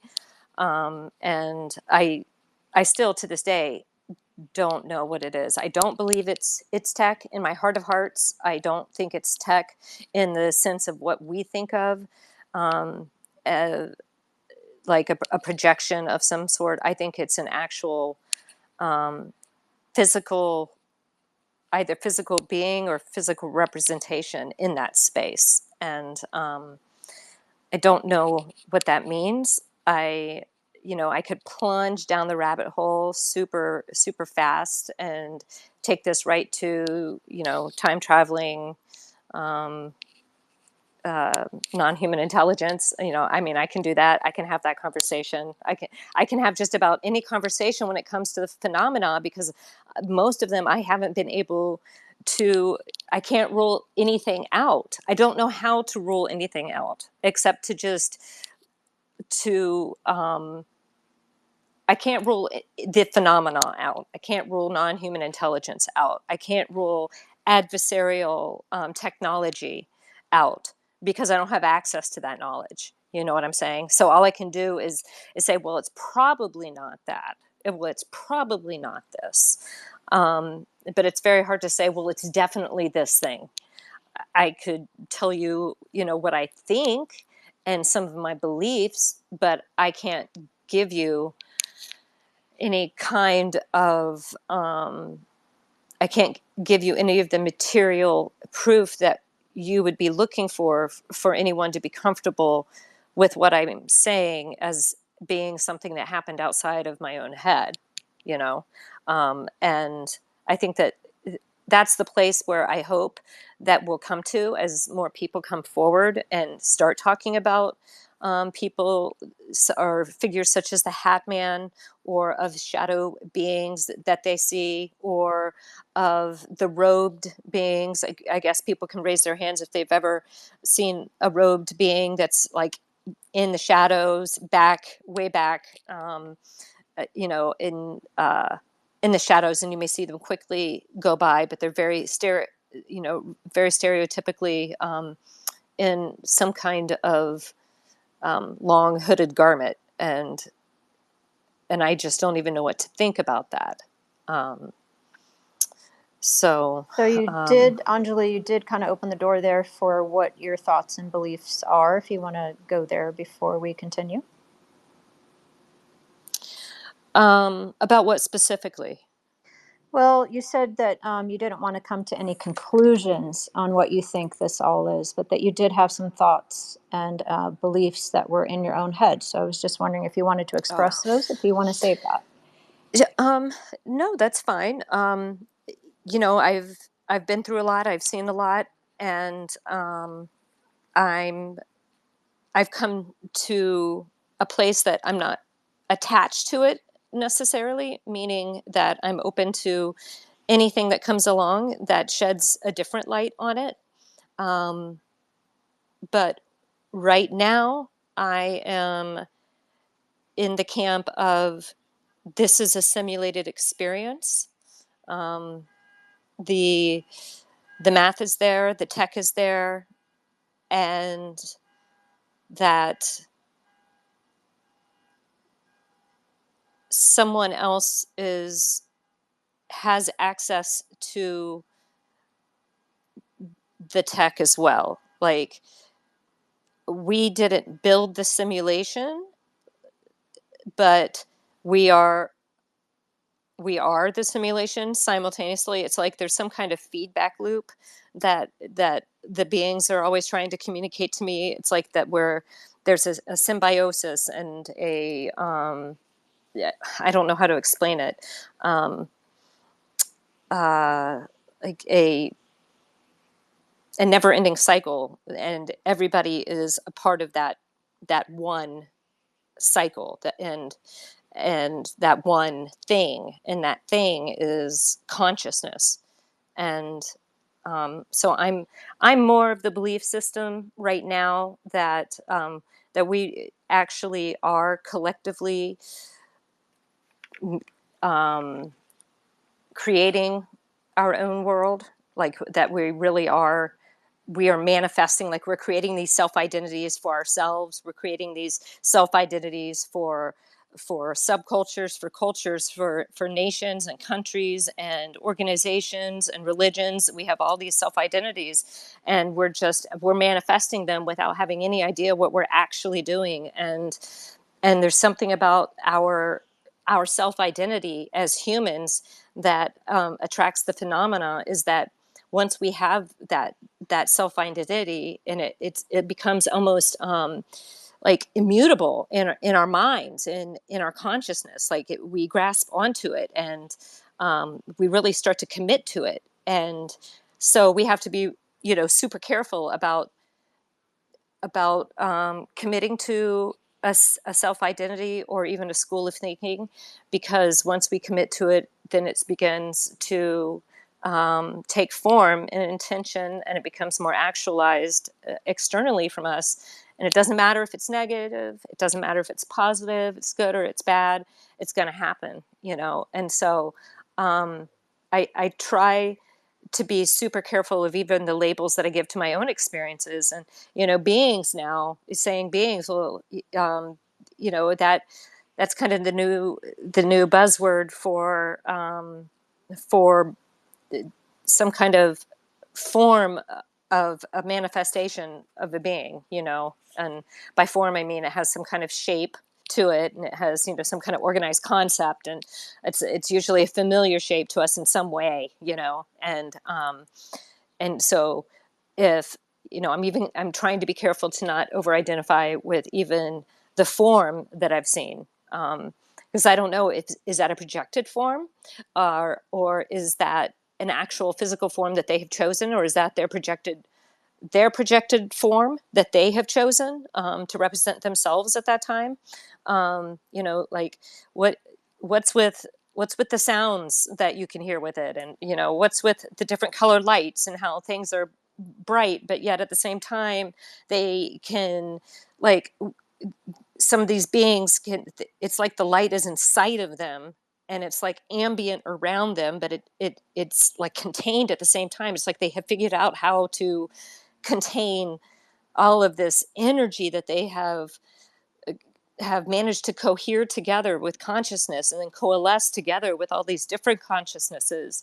And they're just this collection of knowledge and wisdom and energy that's been built up over the years. And how do they do that? And how is that contained? And how in the hell would I even know something like that? Like, like it's a strange road that I walk every day. I hear you, Anjali. So I think this happens with a lot of us. We get this information, and it's something that is hard to actually process and put into words for others. So Yeah. what I'm wondering is if you can see a part of this simulation that might actually want to funnel us toward actualizing certain ideas that might not be beneficial for us. Have you kind of gone that far? I have. Well, I would say that I definitely think that the design here has amplified or was designed to amplify duality, a definite division between two things. So um, I feel like that there could be opportunity when there's been a division and you're dealing with a localized experience in a controlled environment like this would be. Okay, we're talking about a controlled environment where everything is done for a particular reason. I tweeted out I posted the other day on X that humanity is simultaneously the test and the tested.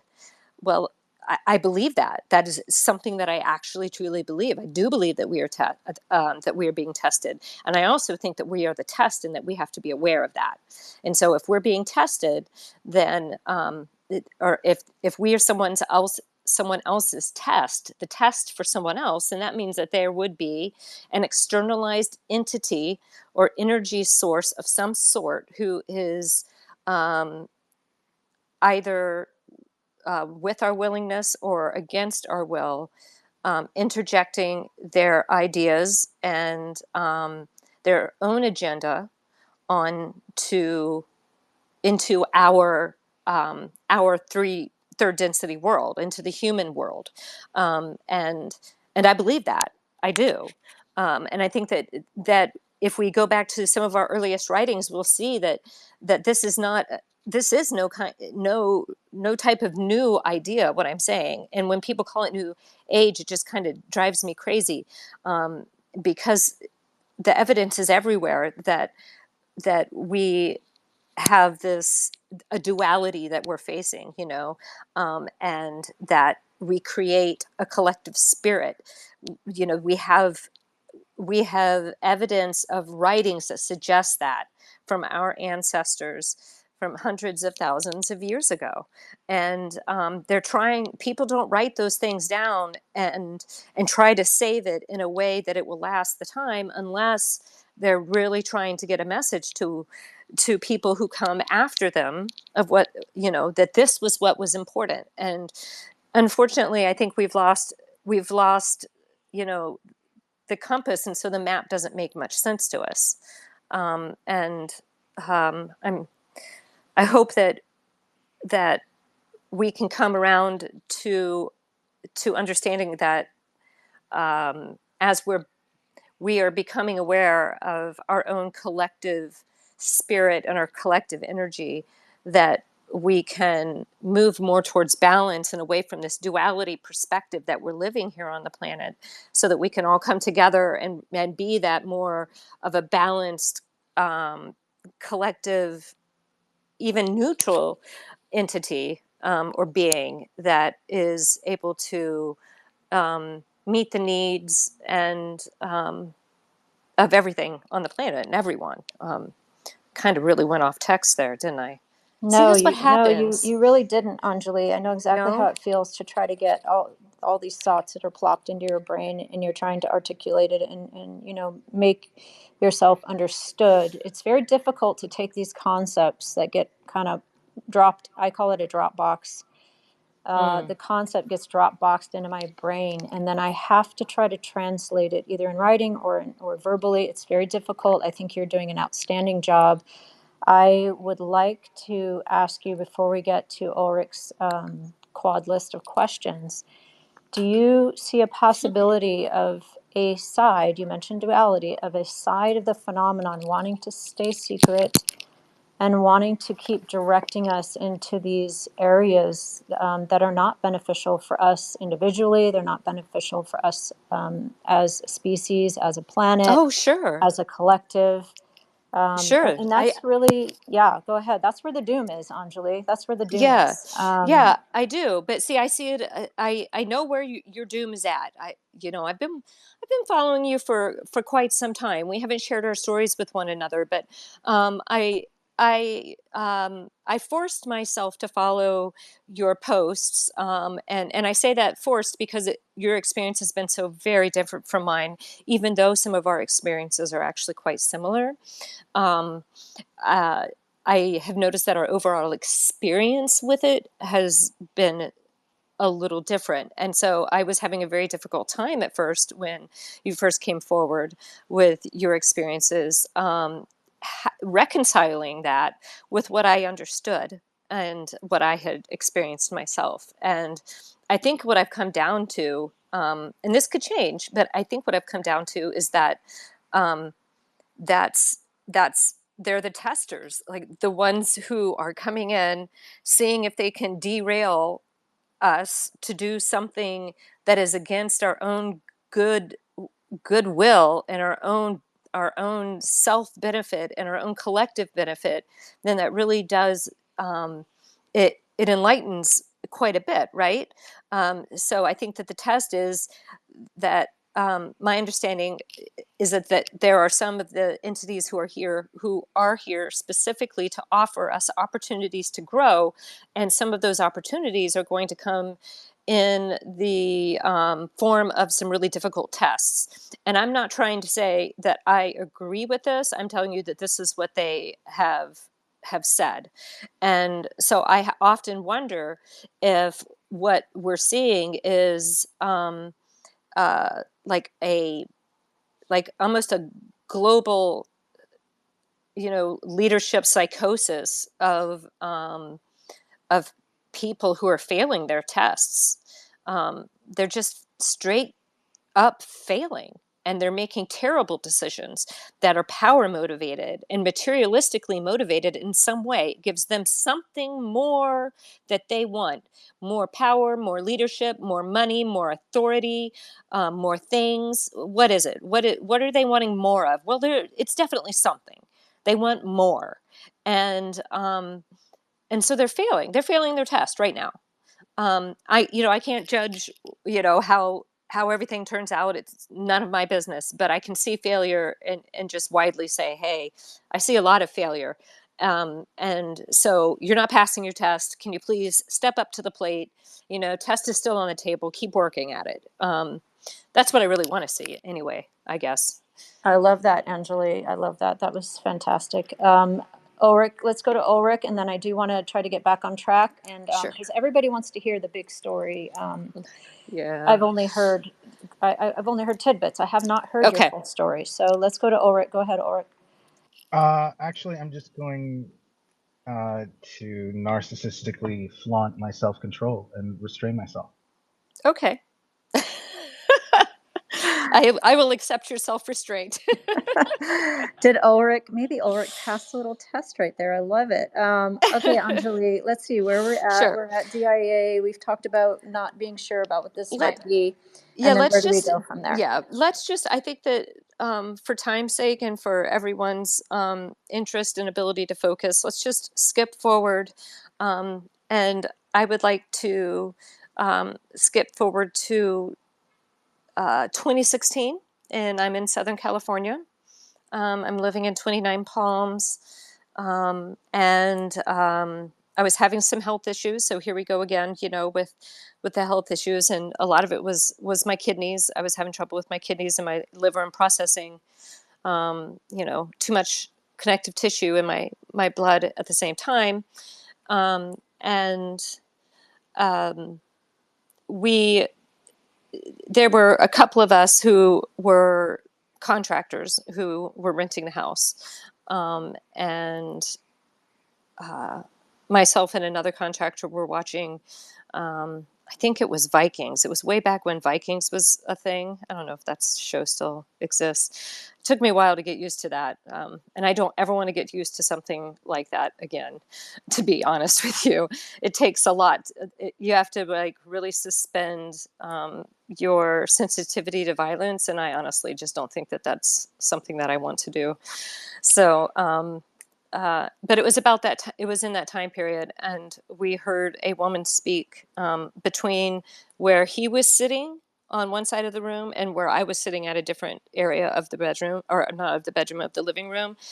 He heard he heard it closer to him, and I heard it that it was closer to him. So there, it was probably about 6 feet from me and maybe 3 foot from him, 3 or 4 feet.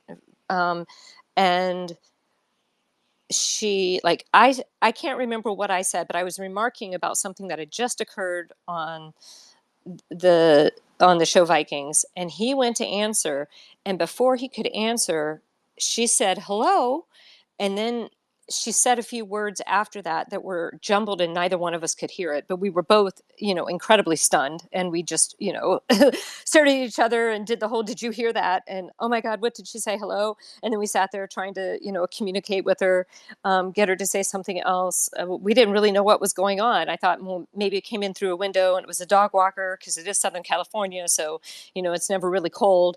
And at least it wasn't at that time. And no, there was nothing, like that. There weren't windows open that somebody could have been by the street. And we never really figured out what that was, but it wasn't the last time that we heard from her. And at one point we heard like sounds that were in between the walls. And, we started wondering if we had like, it sounded like chains being dragged through walls, and we wondered if we had some kind of vermin that had moved into the house, like if it could be snakes in the walls. Or I know that's like a terrifying idea, especially in Southern California, but we were just trying to make sense of it. It wasn't like we, went right to, oh no, it's spooky ghost action. We were literally thinking, oh my God, could we have a rattlesnake den, up in between our walls, or some other kind of vermin infestation. Never really knew, but I heard the woman's voice several occasions afterwards. A friend of mine said that he had heard her talking and thought that I was in the kitchen, and had heard her talking in the kitchen. He went in there, and I was still in my bedroom, asleep. So, we already had some spooky action that was going on at the house, and we really didn't know exactly what it was. And then fast forward, 6 months later, I end up in the hospital. It's the beginning of 2017. And I'm really sick. I'm admitted to Eisenhower Memorial in Palm Springs, and I end up in the ICU. I end up suffering a medical trauma that was really pretty horrific while I was there, and directly superseded the seeing the beginning of seeing people who were passing away up on the ICU. It was the day that I had a really severe medical trauma. It was later that evening that I first saw a woman who was standing in my room and just staring at me between the bathroom to the door, or the door to the bathroom, and the window in my room. And when you're in the ICU, you always have a nurse that's assigned and in your room with you. So it's really a lot of work for them. So they stay, in the room with the patient their entire shift, and you're never alone in your room. And my kids happened to be there at the time. And when I say kids, they were both in college at this time. And I said to the nurse, there's this woman who's standing over there, and she's like, no, there's no woman here. And I said, yes, there is. She's standing right there. And she said, no, I don't see anyone, honey. And I told her that the woman told me that she had died, that she had just died. And while I was explaining this, the alarms went off in the room next to mine, which was the bathroom connected our two. Our bathrooms were back to back, so she was just right on the other side of mine, if you understand what I'm trying to say. And it was that woman. I never knew who she was. I never knew her name. I don't know what she died of, but she was out of her body and standing in my room and telling me that she had just passed before any of her alarms went off in the ICU room. ICU room. So that became a thing. I was definitely straddling a little of both worlds at that time, and I really do believe that. And I kind of feel like I'm still kind of stuck there, where I've got one foot in the world of the material manifestation of things, and then another foot in this ethereal place that we draw the energy from to manifest things. And like I feel like I'm kind of stuck in between two places since then. And because I not to be cliche or anything, but I do happen to see people who have died. And it happened repeatedly to me while I was in ICU. And that became more of an issue when I got home, meaning that there were a few people that would come and visit me, and I didn't know why these particular people. There was a woman. I figured out that her name was Glenn, and there was an older man named Frank, who I think did some kind of farming. And Glenna died as a mid-30s. She was a mid-30s Black woman when she died. And then there was a young boy whose name I still don't know. And I didn't understand that there was any kind of connection between myself and any of these people. It was just that somehow I was in some kind of state where I was able to interact with them, and sometimes other people in the house would hear them. And so it was also occurring, outside of me. It wasn't something that was happening in my mind.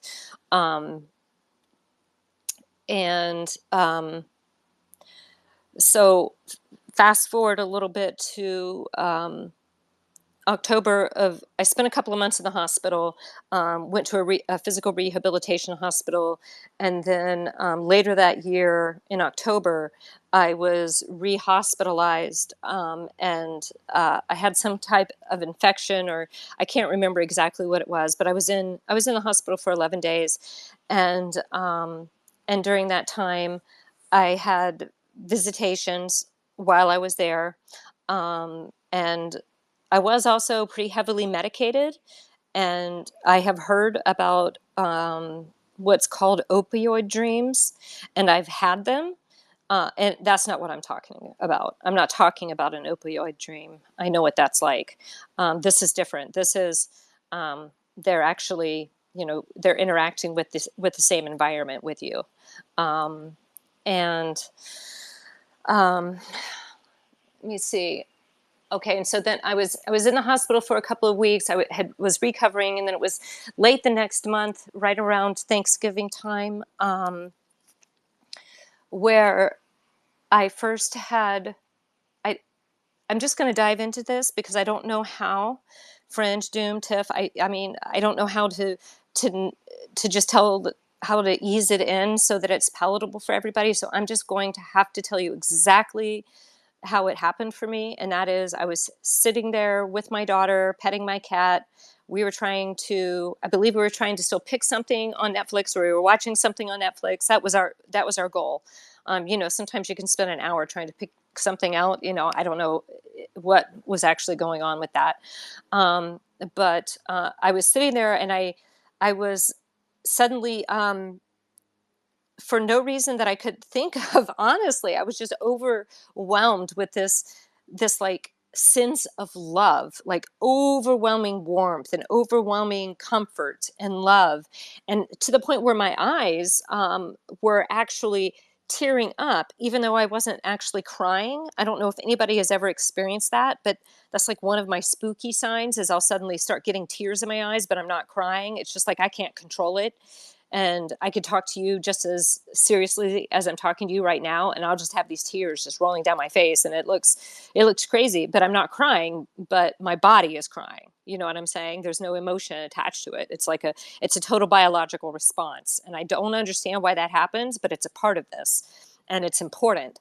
Um, and um, and it got to the point where they were just streaming down my eyes, or down my face, and then a being who appeared to be of um, about 4 foot tall at that point appeared in the corner of my room, and slowly behind him, um, the environment that he was in appeared behind him in my room, like it took the place of my corner and my bedroom, and it was just right there in my corner, like I could have walked into it and I would have been somewhere else. And this being is telling me that everything is okay, and that he's been wanting to talk to me.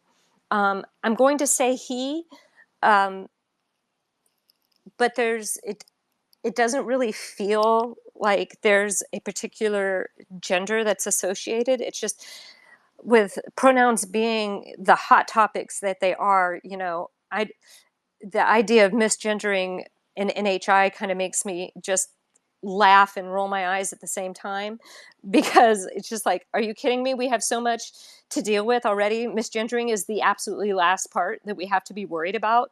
So, he, she, they, it doesn't really make a difference for me.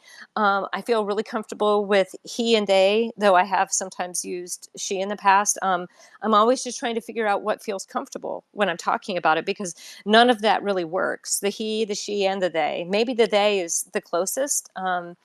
But anyway, it was this being had a larger bulbous head for the size of its neck and the rest of its body, and it was a little disproportionate. Had a very spindly neck. Um, its its frame in general was not stocky. It was quite spindly and not substantial whatsoever. Um, the the light that I saw, that and the color that was associated with this being, was that lavender purplish skin, and light is, I guess, the better way to put it, rather than skin, because I don't even know that what I was looking at was skin. For all I know, it could have been, a an outfit, or something else. I don't know. Um, but there's definitely a light element and a color element, and like a a feeling that comes with it. And it was one of being, very comfortable, um,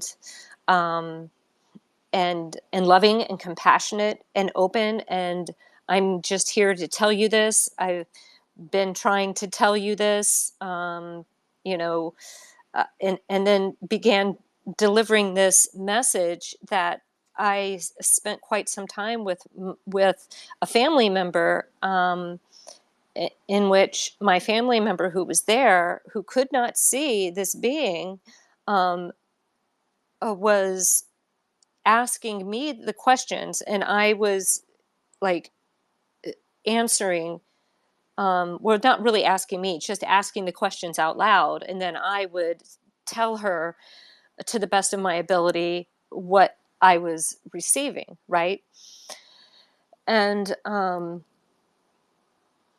the basic message was that humanity is coming up to a very difficult time, that we're coming into we're facing a part of a cycle that is very difficult for transition, and that everything is kind of shifting in that density, because that's what happens in this part of the cycle. So everything is changing with us, and that we want to, I'm going to say change and shift kind of interchangeably, because I don't really know all the mechanisms for what's happening. I can just kind of try to explain my best understanding from my perspective, but I don't really know the mechanisms. But and so in order for us to make this shift, we have to like awaken, and so that we can raise the global consciousness awareness, because it's like we're sleeping basically, and that we need to wake up, and so that we can remember who we are, why we're here, and we can prepare to transcend.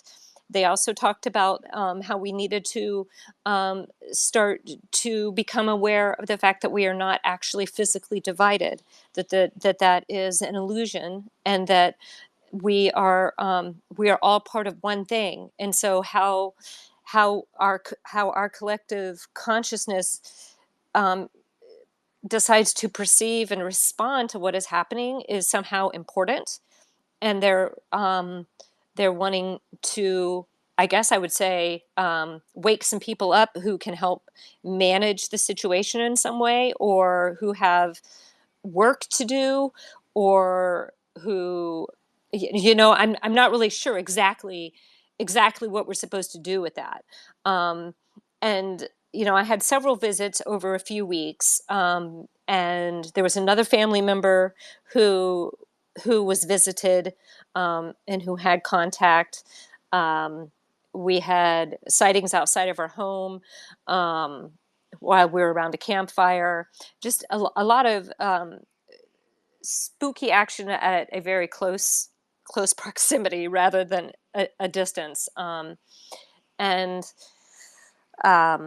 so they were saying that, to get back to the message of what they were trying to initially tell me, was that something was coming that is going to interfere with our ability to communicate with one another, as humans.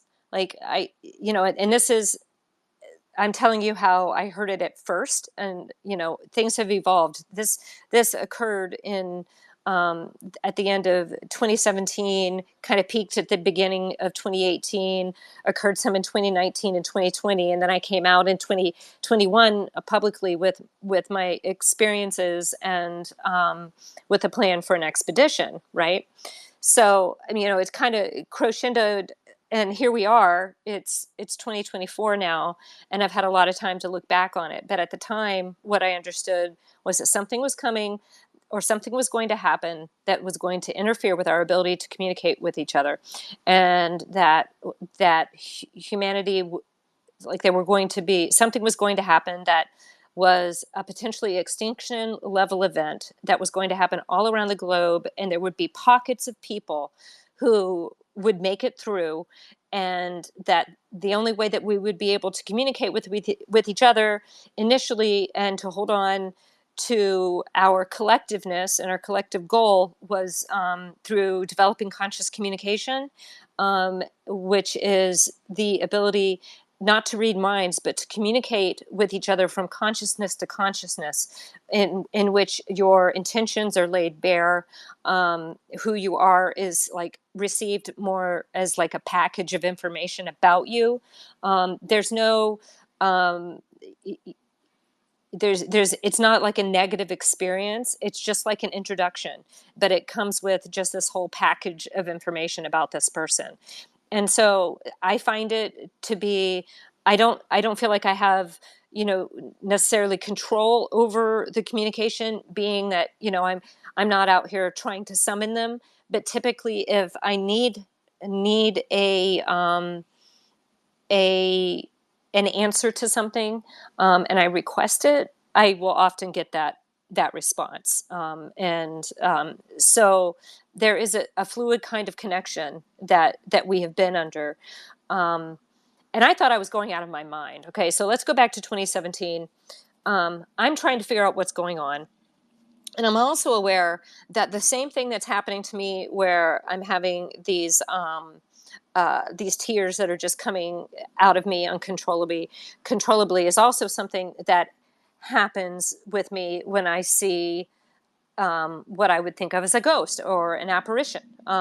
Is my eyes will start watering like that, and I can't stop it. It's how it manifests in me physically. I don't know why. And so I'm grappling with what all of this is, with the information that's being seen. I'm wondering, I'm looking up all of my medications and wondering if I'm okay. I'm trying to process my entire life. I'm talking to my kids about it. I'm not hiding it. And we're all trying to figure it out. I talked to my mother about it. She was trying to help us all figure it out. And then in January, late January of 2018, I went into a coffee shop that I was familiar with. It had changed ownership, and so it's called something else now. But at the time, it was called Frontier Coffee Shop. And I ran into, I was there with a friend of mine. We were having coffee, sitting down. I don't really want to talk much about the couple, just, to be respectful of other people's experiences and their anonymity. And I think that, they deserve that. I'm telling you about my experience.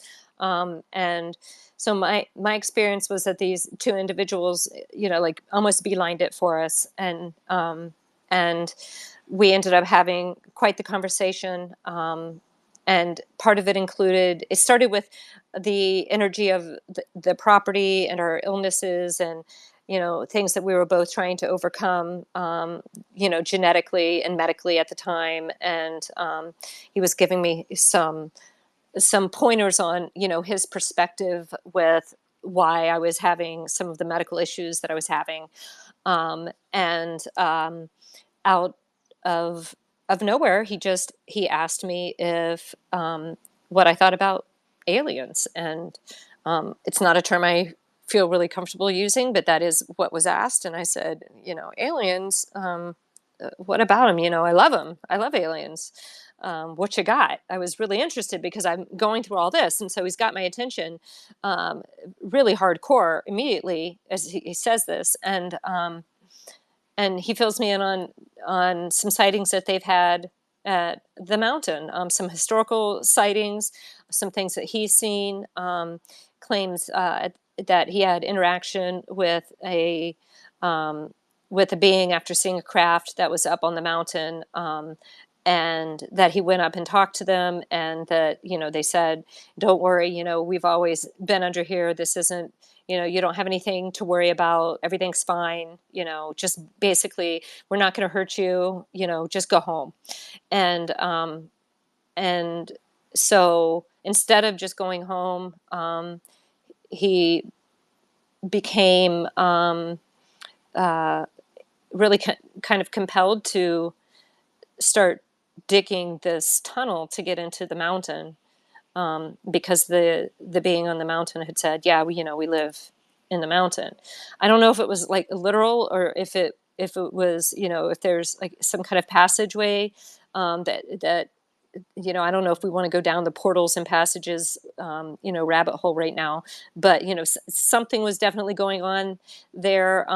There've been multiple sightings and interactions over the years. And to my knowledge, even more recently, there have been some sightings in that area.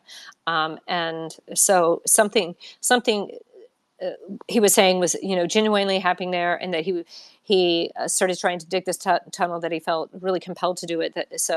And that one day he got to this one night he got to this one part where he kind of tried to turn and go.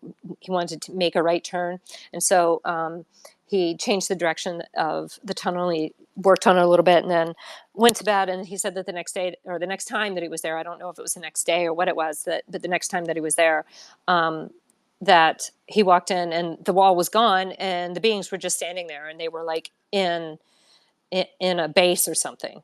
So he said that he could show me this base, and I can't wait, right? Because I'm thinking, all right, either I'm having, I don't know. I don't understand what's happening at this point, because I've been having this communication with these beings. And then here comes this guy and his wife, comes up, walks up, sits down, starts talking to me about aliens, my health and aliens. And I'm thinking, those are the only two things that I think about right now. How is this even happening to me? And, I am a cautious woman. I don't just go to strange people's houses that I meet at coffee shops. But after what I had been through, what I had been experiencing with the near-death experiences, the sightings of ghosts, and the being visiting our home, I felt like I absolutely had to go to his house. It's their home, and so I did, and we had a brief conversation while we were waiting for a couple of their friends to come along. And at one point, he walked up to a particular area of his house and tapped up on the top of the frame, the wood frame, and said, "This is where they put me back when they're done with me." And I was like, "What do you mean?" He was like, "Yeah, when we're done talking, this is where they put me back." So, at some point, it was right before we left the coffee shop. I'm sure that you can find this information, and I'm just going to give it to you. And all of the people who actually use cannabis will know, will understand what I'm about to tell you. So he offered me cannabis oil. Turns out it was Rick Simpson oil. He said I used medical cannabis every day, multiple times a day. I was very familiar with it. I knew I had used live resins before, or live oils, excuse me. And I thought, let's, he said that it worked really great for his pain. And he wanted me to try it out. It was really a gesture of kindness, and from a man, who understood about physical suffering. And he's just like, yeah, this will help you, I promise. And it did. I was able to get through that day. There are going to be, there's some speculation that I may have had too much cannabis oil, and that's what led to the next part of the story. I will never, ever be convinced of that. And and the reason is because it started when I was 4, and I've had Rick Simpson oil since then, and Anjali, did time not have the traveling same. cannabis. What's The that? cannabis, it's time traveling cannabis, right? It had Right. retro causality. It went back to when you were 4, and Yeah, right. I mean, that's what it yeah. was. Thank you. Thank you. I'm so glad you Yeah, understood. Anjali, I don't want you to feel like you have to defend yourself or convince us. First of all, you No. don't have to convince me of anything, because I've been in your shoes 100 times, and every single thing you say, I believe every single word you're saying. I think most people in here do. The people who are making their clips and will make fun of us later, we don't care about what they think anyway. Okay. So But we Yeah. thank them. We do I thank think, But them because we want those clips. I think that if it was RSO, you would find me being a candidate for RSO on Twitter right now. Like, honestly, if yeah. I believed that that could do it now, then I would say, everybody go out and use RSO. I'm not saying that. Yeah, so I'm I not doing think, that. I think we feel like we have to say things like, I checked the window, I checked in my walls, we Yes. were looking for the rats, because everybody's question is, are you sure it wasn't this? Are you sure it wasn't that? They have a list Yes. of their 100 questions, and that's because they've never been in our shoes. But for people who Yes. have been in your shoes, we hear you, and Yeah. we know exactly what you're saying, and I'm not worried about the cannabis oil. I know other people Okay. will be, but that's not where we're Sure. at right now. So please don't feel like you have to explain that unless you need to do that for yourself, which is fine. And then Yeah. Thank you. I I appreciate understand that. that. Thank you. Thank you. I really do appreciate that. I know that there are a lot of people who aren't familiar with cannabis oil, and they may run across the story and think, "Oh, yeah, that's what it is. It's it's a side effect of being on drugs," which is also not how I would ever talk about ingesting cannabis as like being on drugs or using a drug. I'm sorry, it's growing straight out of the ground. I'm not doing anything to it. Cannabis oil is it's a little different of a process, but if if RSO was doing this to people, we would have people all over Southern California and Canada right now, and the West absolutely tripping with aliens. But that's not what's happening. We'd have our fucking disclosure, right? Well, Right? maybe this is the solution. We've just solved the solution in the doom room. Everybody go get some cannabis oil and we will have disclosure. And really, Anjali, I'm not even speaking just to cannabis oil. I'm speaking to, we are grown-ups. We are no longer Yes. children. And when people say things that are patronizing, like, are you sure your window was locked? Or are you sure you didn't fall asleep? When things have happened to me in the middle of the day, by the way, middle of the day, blows my mind. Are you sure you didn't ingest any cannabis oil? Are you sure you weren't on any medication? Are you sure you weren't dreaming? Are you sure you didn't have sleep paralysis? Please trust me, people, as grown-ups, at least as grown-ups. I am 55 years old, by the way. I am enough of an adult to rule out everything else before I go to something that sounds batshit crazy. So, Absolutely. please just, listen to the story and give Anjali the benefit of the doubt and understand that if this is something that you were ingesting, Anjali, on the regular, you would also have an idea of what that feels like. Could you have gotten some crazy batch? Okay, sure. But that doesn't explain the 4 years old, doesn't explain anything since. And so we'll That's right. just take that right off the table. So go ahead.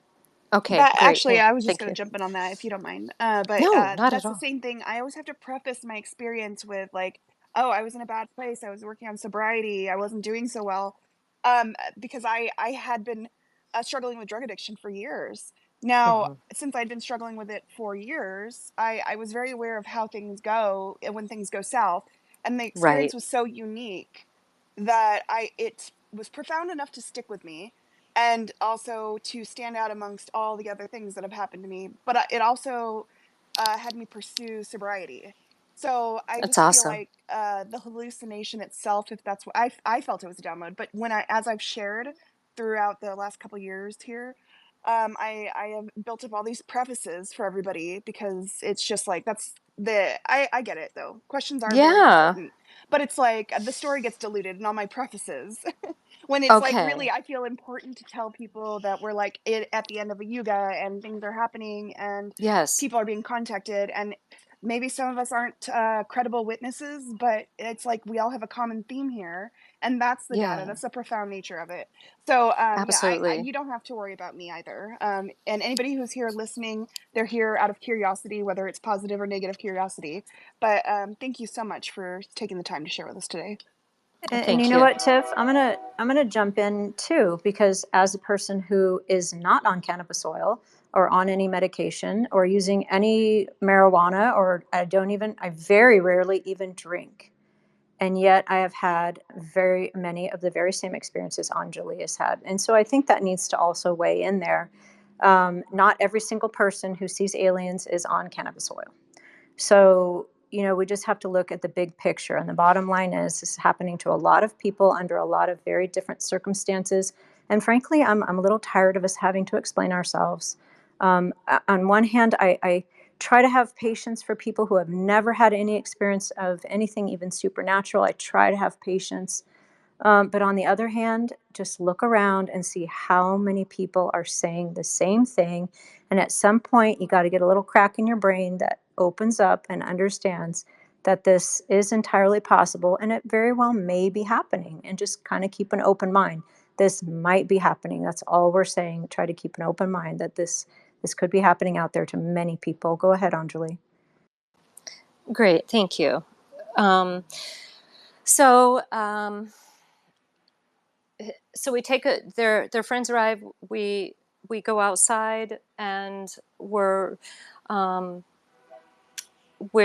he's going to give us a tour of the property and take us to the tunnel, and it's a little bit of an incline up and down. We take a roundabout walk, and I remember just being really concerned that I was, my legs were beginning to feel very tired. I was still in rehabilitation. I wasn't working. I was still physically rehabbing, and even though it was, a year later, and I was feeling a little self-conscious, and thoughts were going through my mind like, I hope that I make it up this hill. I hope I don't have to sit down, because I didn't really know any of these people. And so I was feeling a little self-conscious about it, about my own health and lack of physical endurance. So those were the thoughts that were going through my mind. I wasn't, everything looked normal. I wasn't I wasn't seeing anything differently. There were no special lights or colors or sounds. Everything was just like it always is, except that all of a sudden I got a face that came through at the left side of me, and of my head, and it said, it's, when I say said, it was like I got the face and the information all at once, and it was basically saying hello. It was like introducing itself, saying, "Hi, you're getting closer."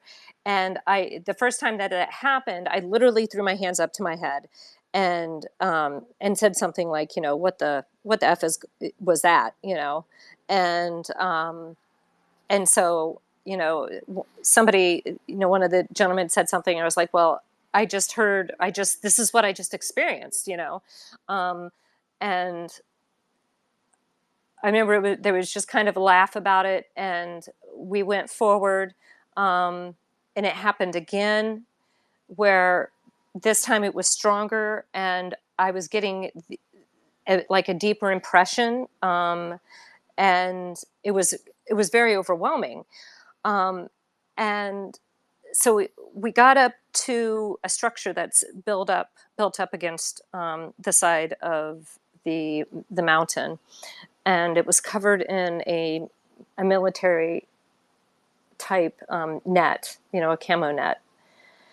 And at the end of it, it connected up into another building, or over to the right or to the left, was a tarp that was covering what I assumed at the time was the tunnel. And the two men disappeared around the corner to the right. They came back on, and they had headlamps strapped on.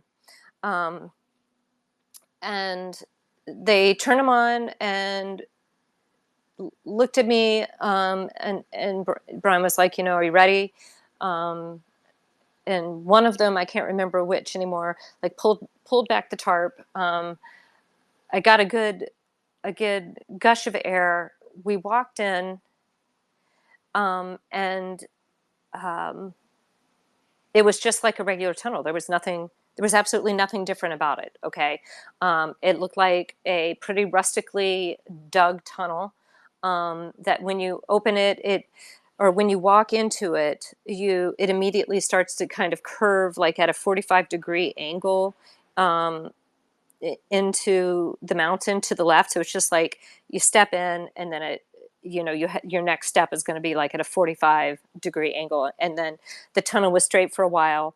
And then it would make a right hand L at the end of it when we would get there. But so when we first came in, there was the little light that was coming in from behind us. They turned on, or they had on their headlamps. I was using my phone. I had on my flashlight, and I was mostly trying to concentrate on my environment, like where I was going, trying to figure out what was happening, meaning what was I walking into? Was I safe? I was watching my step. I was making sure that I wasn't going to twist and my ankle or a knee on a rock by misstepping, because like I said, I was still in physical rehabilitation and I was a little wonky. And now we're dealing with flashing, the flashing lights moving around, and we're in a tunnel space. And as we're walking, the ladies behind us were chatting, and it kind of irritated me. I was kind of irritated by it, and it wasn't because of them. It was just because I felt like what was happening was so monumentous that I didn't understand the chatting, behind me. And then one of the gentlemen said, "See that light up there?" And I lifted my head up, and up ahead of us, I don't know how far it was. You could see that there was light at a corner, and he said, "That's not my light. That light's coming from their base." And I like remember like looking at him, and he looks at me, and he was like, "Yeah, that's them." And we kept walking. We got up to that point, and the light was getting brighter and brighter.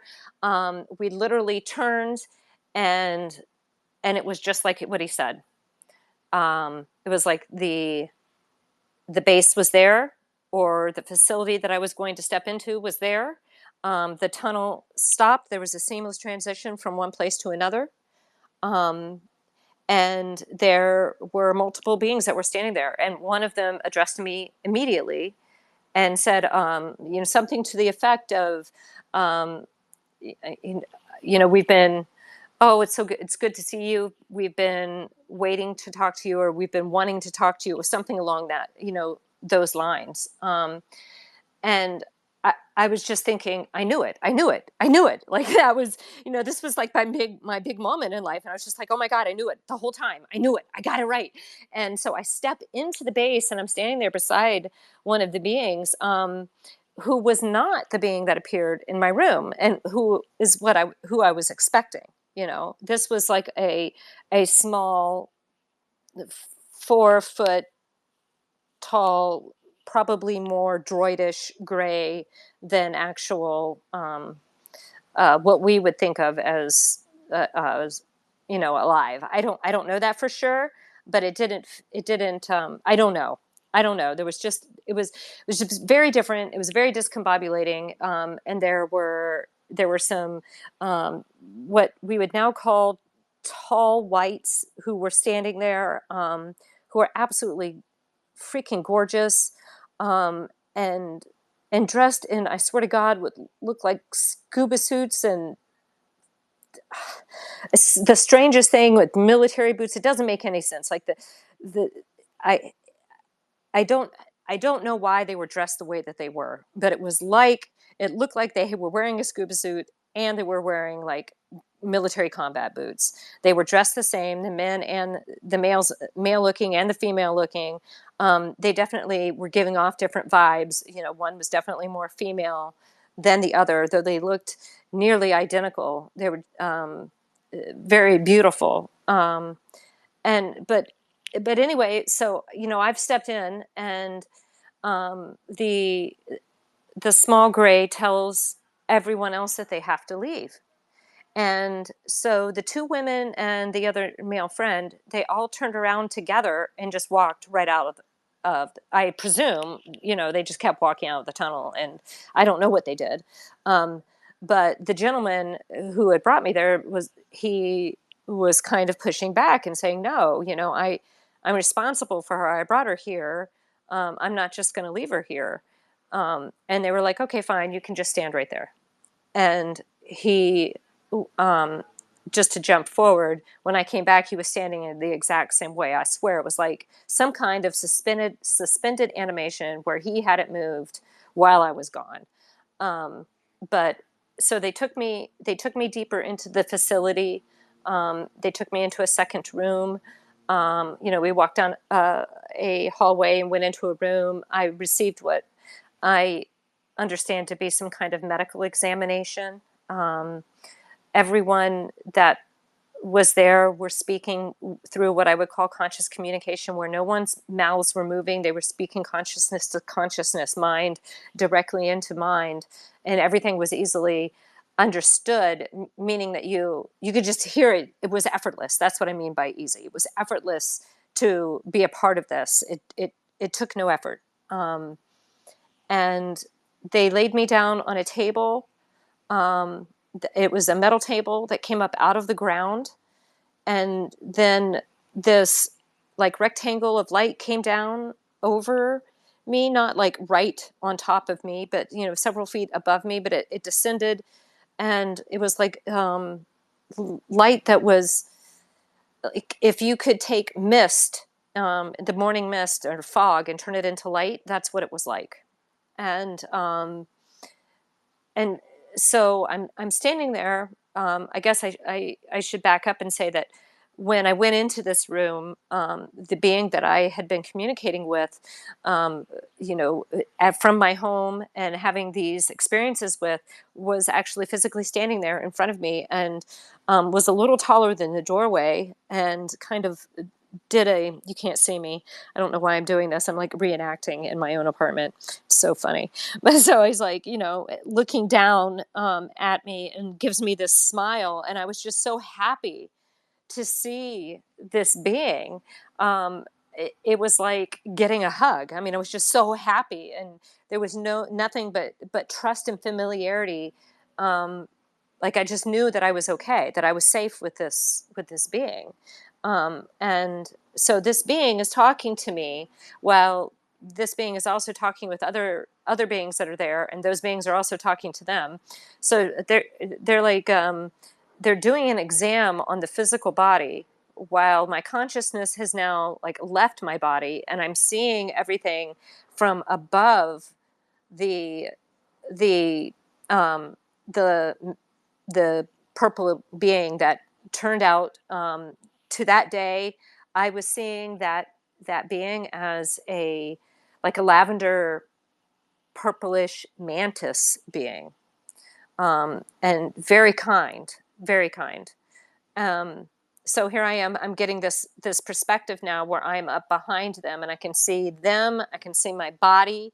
I can see everything that's happening, around me, that I'm able to focus on. But I'm listening to the conversations that they're having, and the mantis is telling me, that I need to wake up, and that, remember who you are, remember why you're here. That we're coming to the end of this cycle, and they started telling me about the natural cycle, and trying to prompt me to remember, and it was like they were having trouble with that part of me, I guess, is that I wasn't able to remember what they were saying, and the one of the others starts talking about my spine and about my chakras, essentially, and like some things aren't right, and that they didn't know that I was going to be this sick. And I'm kind of overhearing this conversation while the manta continues to explain to me that that we're going to come up to some very important challenges, as individual localized experiencers and as a collective, and that it's important for us to prepare for that, to prepare consciously and spiritually, because whatever this is that happens, that the veil will fall, and we will all see what's actually happening around us, and that will include that that we are not alone on this planet, but that there are NHI and that they are here living among us, and we will be able to see that. So that about sums that up. Is that, yeah, just sums that right up. Okay. Okay, Anjali, just so you know, first of all, we want to respect your time. Sure. I have about 1,000 questions. Ulrich's probably 10 times that. We have audience questions. I would really Sure. like to first get to the part where I think you are aware that we heard from Steve a couple of weeks ago in the Doom Room. Yes, And I think your story intersects with his at some point. it does. So again, I have 1,000 questions. We could go straight into the weeds on all of these experiences, but I think again, I would love to stick with the overall picture of what happens after this. Where do you go from there, and then how does it kind of all tie together, and where are we at today? Before we get there, I have an audience question that I think is compelling, and it's something that about 400 people in the audience want to know, and that is, do you have any timeline on when this future is coming toward us? Do you have any idea when that is going to be, when we're going to need, it almost sounds like you're talking about a Dan Sherman type above black type thing, where we're going to need to be able to communicate. Do you have any idea when that's coming? Have they given you any idea when we could expect this? I don't know how things are going to develop, like what it means when I say this date. Like, is this a start date? Is this an end date? Is this just a significant date? Like, I don't know exactly, but the year 2027 was given to me in 2022 as being a significant year for humanity, and that we're going to have a lot of difficulties that come up with that. And I don't know if they start then. I feel like they've already started. And I'm sorry, I suppose you can hear the ambulance. I'm sorry, it's very loud. Just bouncing off of all of the buildings downtown. But I'm sorry, I need you to prompt me because it's so Yeah. distracting. I can't think. Oh, I totally hear you. So Okay, sorry. so I wanted to ask you about the date, which you've answered. If you have anything else there, I'm sure everybody would be interested. Everybody always wants to know about this date of 2027. So anything you could tell us there would be fantastic. And then we'll get back on track. Okay.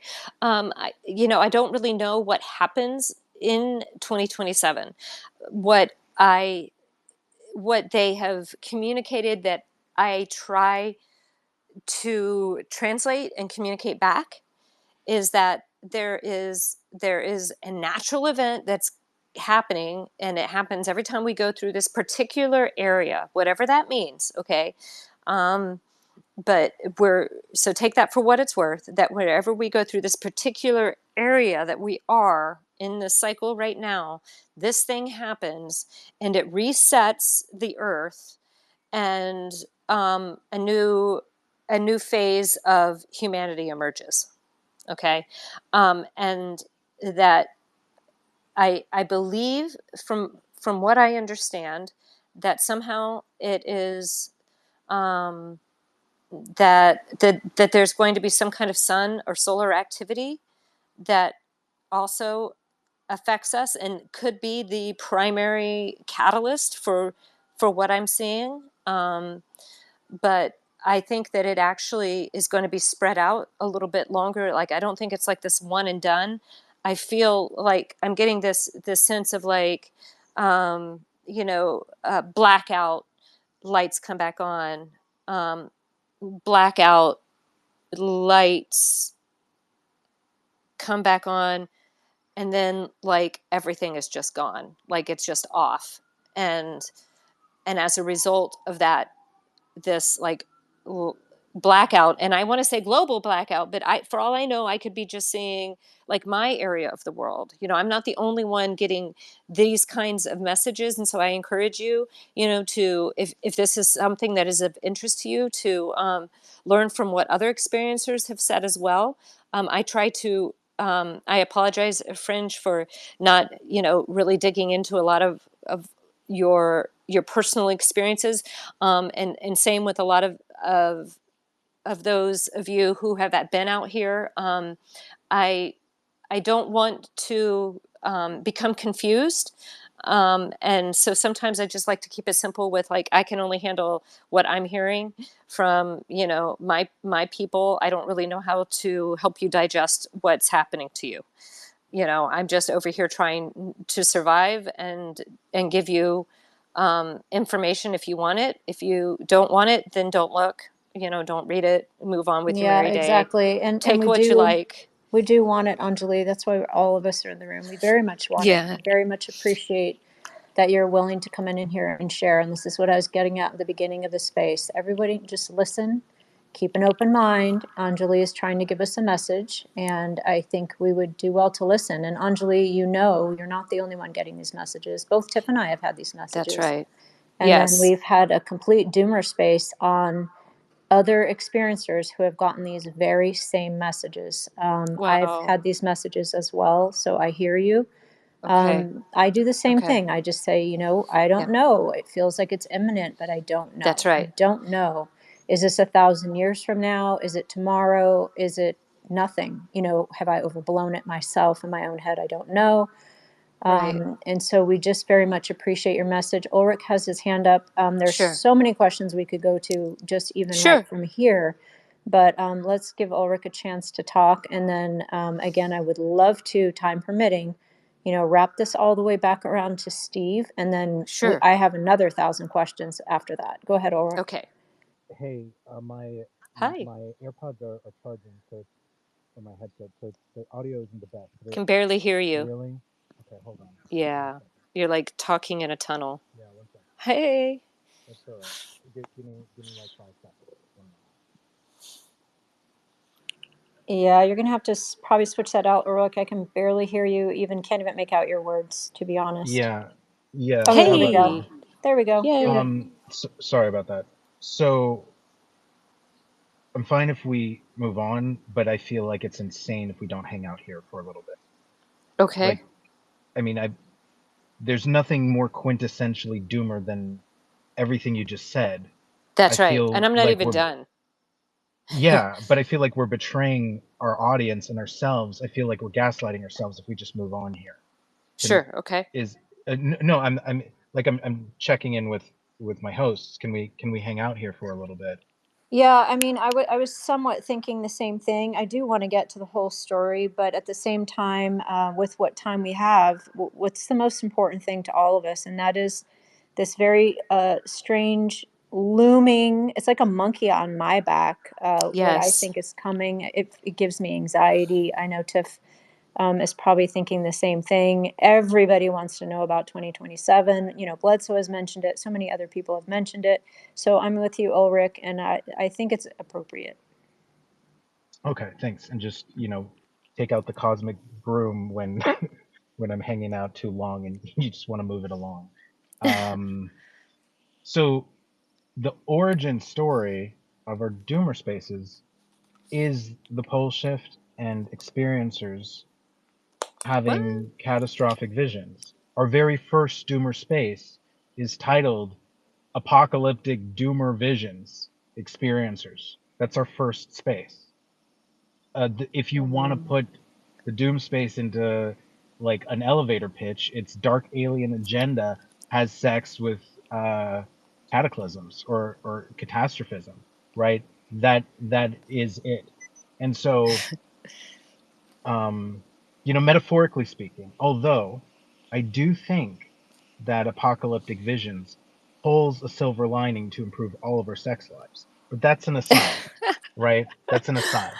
And so when you were talking about there's going to be an event, I thought you were talking about something that had passed Originally, I thought COVID, social distancing, right? It's going to make communication difficult. When I realized you're talking about something more out in the future, and then you were, invoking the metaphor of telepathy, of course, in my mind, I'm thinking, oh, obviously, it's going to be a blackout. Grid's going to be down. Hmm. Are you familiar with the theories of those who believe that a pole shift is cataclysmic?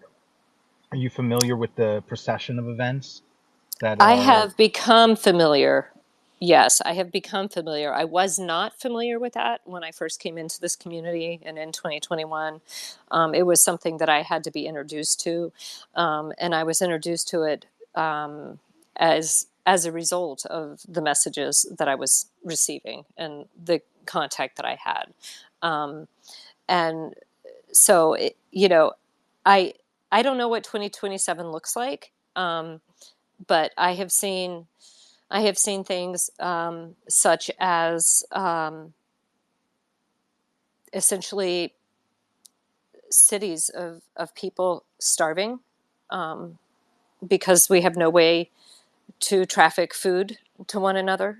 And we're also so separated from the production of our own food that we literally will not have access to food. We've given almost all of that access over to big corporations who, have it all under lock and key, and we get to buy it at the grocery store. And what happens to us when that system falls apart? Um, and this isn't just for the United States. This is a global problem, and I have seen wide widespread flooding, complete destruction of coastlines, um, uh, water, like ocean tsunami that's so large that somehow it it happens so fast and it's so large, like this one part of of the event, which could be like the actual shift itself. It's the water actually, like the wave freezes in the mountain, like it freezes. It's like forming a new glacier, you guys. It's like that kind of of vision, and just a really just a disintegration of society on the surface of the planet. So the there's two types of people on this planet, just two. Those who accept that we're currently undergoing a pole excursion, and those who do not. Of those two different categories, those who don't accept we're undergoing a pole excursion either are allergic to numbers and magnets, or they believe that the, a whole thing, it's just a conspiracy, or they just don't know the data. If you go into the camp of those who know we're undergoing a pole excursion, you have another camp that bifurcates into those who subscribe to the theory that pole shifts, not reversals, are cataclysmic events, and those who are more on the side of like, no, I don't believe it. Mm. It's not it's controversial, right? The experts are even split. It's controversial to say that the crust unlocks as the ending result of a pole shift. And the explanation, there's many different explanations for it, for that belief. And it's the most controversial one, I would say, among geophysicists. Mm. And then it's very common to think that, oh no, pole shifts, they're not, they don't correlate at all with natural catastrophes. So I don't want to have like a whole debate right here. I don't want to like derail the space. However, Hmm. for those who are in the camp that believe that pole shifts are cataclysmic, meaning it results in the unlocking of the crust due to a magnetosphere that is so diminished, there is a procession of events that perfectly corresponds with exactly everything you said. So, an unlocking of the crust, the crustal displacement theory, is underpinned by the belief that what binds the crust to the mantle is a Lorentz force, a force that relies on the very magnetism that is generated by the geodynamo of the Earth. And this force is a pushing force where the mantle pushes against the crust as a result, as a factor of the magnetism that the Earth produces. And in pole excursions, it's not just the drifting of the poles, it's the reduction of the magnetospheric strength. Both are happening at the same time. The Yeah. causes, right? And so that's the theoretical thing. What's undeniable is that we're going through a pole excursion right now. What's undeniable is that, geomagnetic north is moving faster. I'm trying to think of a clever metaphor, but it's drifting like crazy. And our magnetic shielding is also diminishing like crazy. Relative to 1859, it's drifting and diminishing at 15x plus. And we know this from the aurora borealis, the Starlink satellites, right, that are failing faster, the aurora borealis that people see in Africa.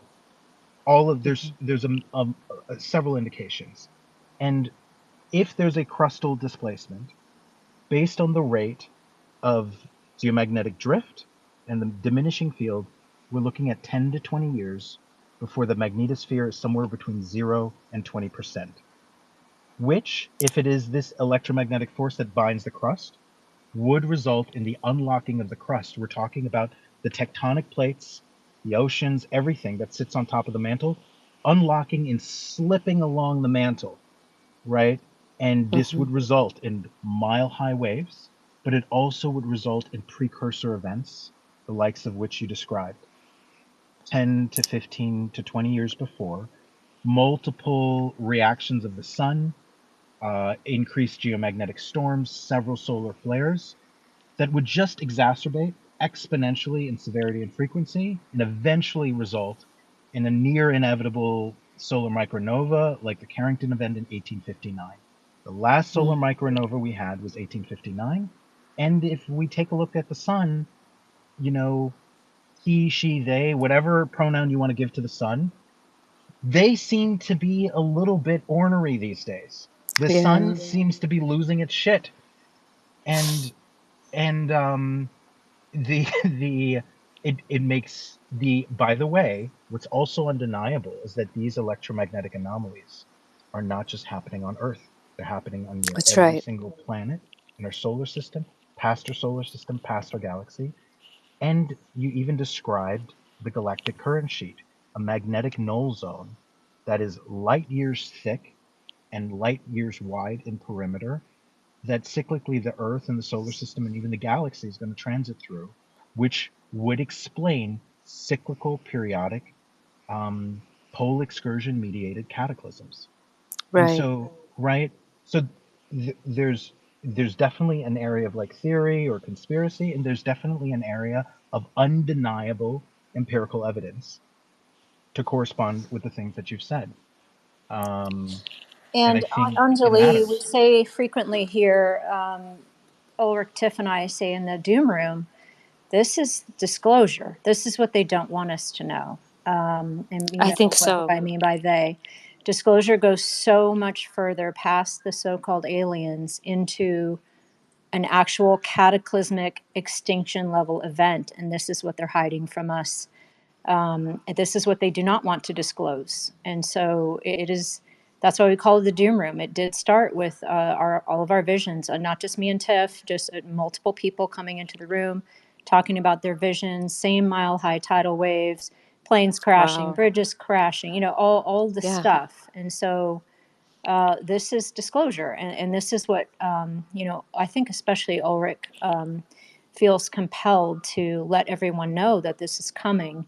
And if you think talking about aliens is on the fringe, try putting it together with a cataclysmic earth changes, and nobody's listening. So And I I love the way very you much put it, appreciate you Fringe. being here. Go ahead, Ulrich.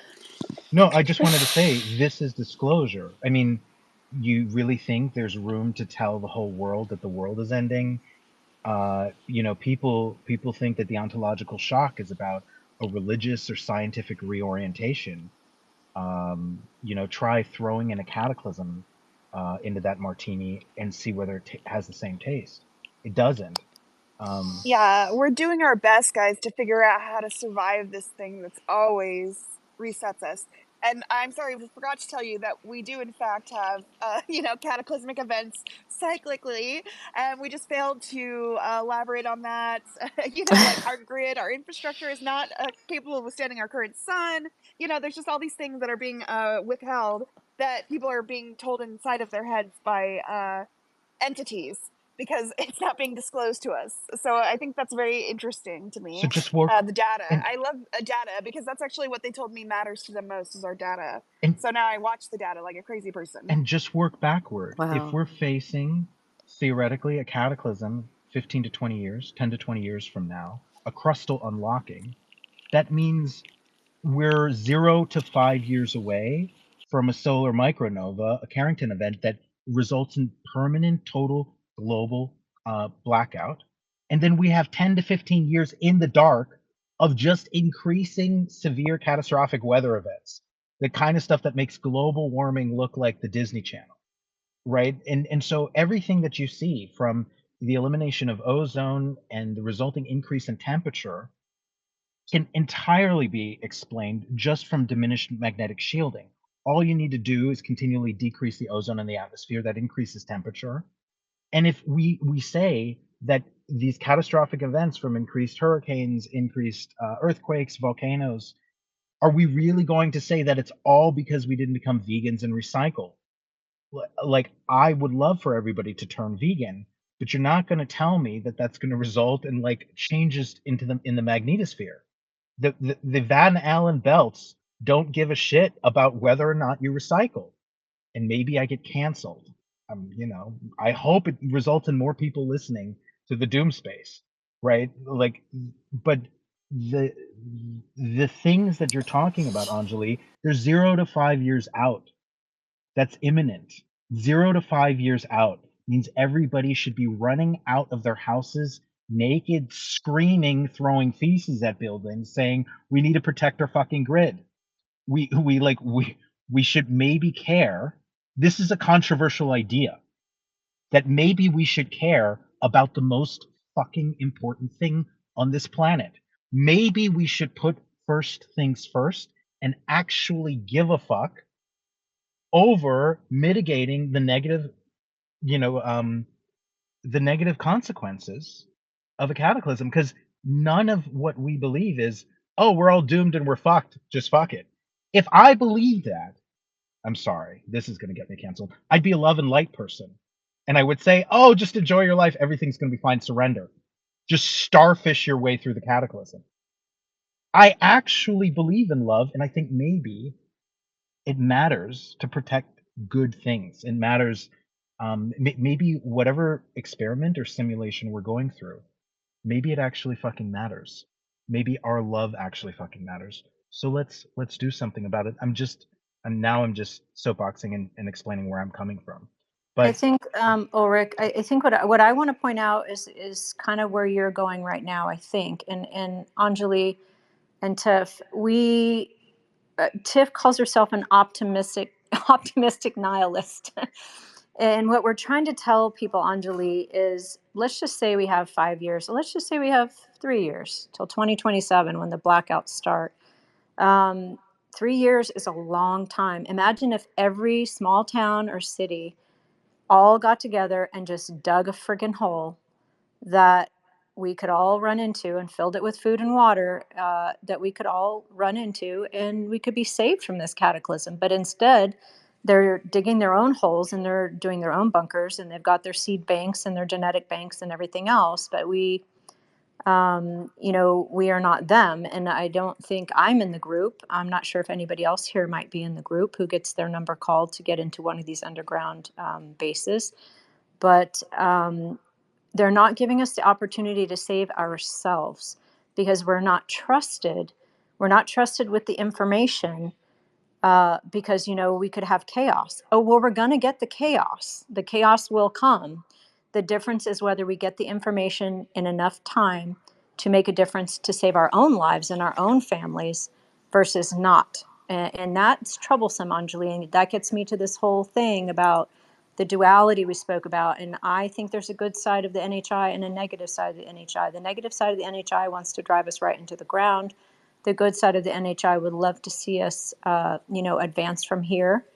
And go ahead, Ulrich, if you want to jump in, or Anjali, No, while no. it sits back I, up. I, I just wanted to highlight why all of these correlations, why all this congruent overlap with Anjali's vision fucking matters. Especially if Hmm. you have these visions and you're not a doomer or fatalistic when you receive these visions, and you know nothing about the cataclysmic theories regarding pole shifts. The fact that these have overlap has statistical significance. The fact that I think so. right, and there's certain experiencers who have had no conscious recall, no conscious experience of any high strangers in their life, are not abductees, do not believe in crystals, astrology, numerology, or anything that touches UFO Twitter, and they've only had one severe, visceral, catastrophic or cataclysmic vision, a dream that was so real. This Hmm. across the world, people throughout their lives have a singular event of everything that corresponds with a pole shift, and you can't chalk Hmm. it up to what is the cannabis oil you mentioned, RSA. Can't chalk it up Yes. to, right. What is that, cataclysmic cannabis? What a marketing opportunity, right? Like, if there is cannabis out there that can give Larry Gerndt or me our fucking disclosure, my God, that's the feature, not a bug. You can't chalk it up to any of that. There's right, and so I think it's really important that we grab disclosure by the balls, and we fucking have it in a doomer space if we're not going to get it from feckless Congress. Let's do this on our fucking own. And I'm just really grateful. And I think it's okay to be angry for the right reasons. Absolutely. Absolutely. I agree with you. Uh, I was driving last year through Denver, and the Denver area, and was just absolutely struck with the number of boring company trucks and equipment that happen to be on the highways there. It's like um, there's a big boring effort in the Denver area, and it made my heart sink, because we don't have we know that they're not making room for everyone. We know that. If they were making room for everyone, then we would already know about it, and they'd say, "Don't worry about it. We've got room for everybody." Well, they're not making room for everybody, and that's why they don't want us to know that this is coming, because they will lose control over society, and they will lose access to the things that they need to ensure their own survival.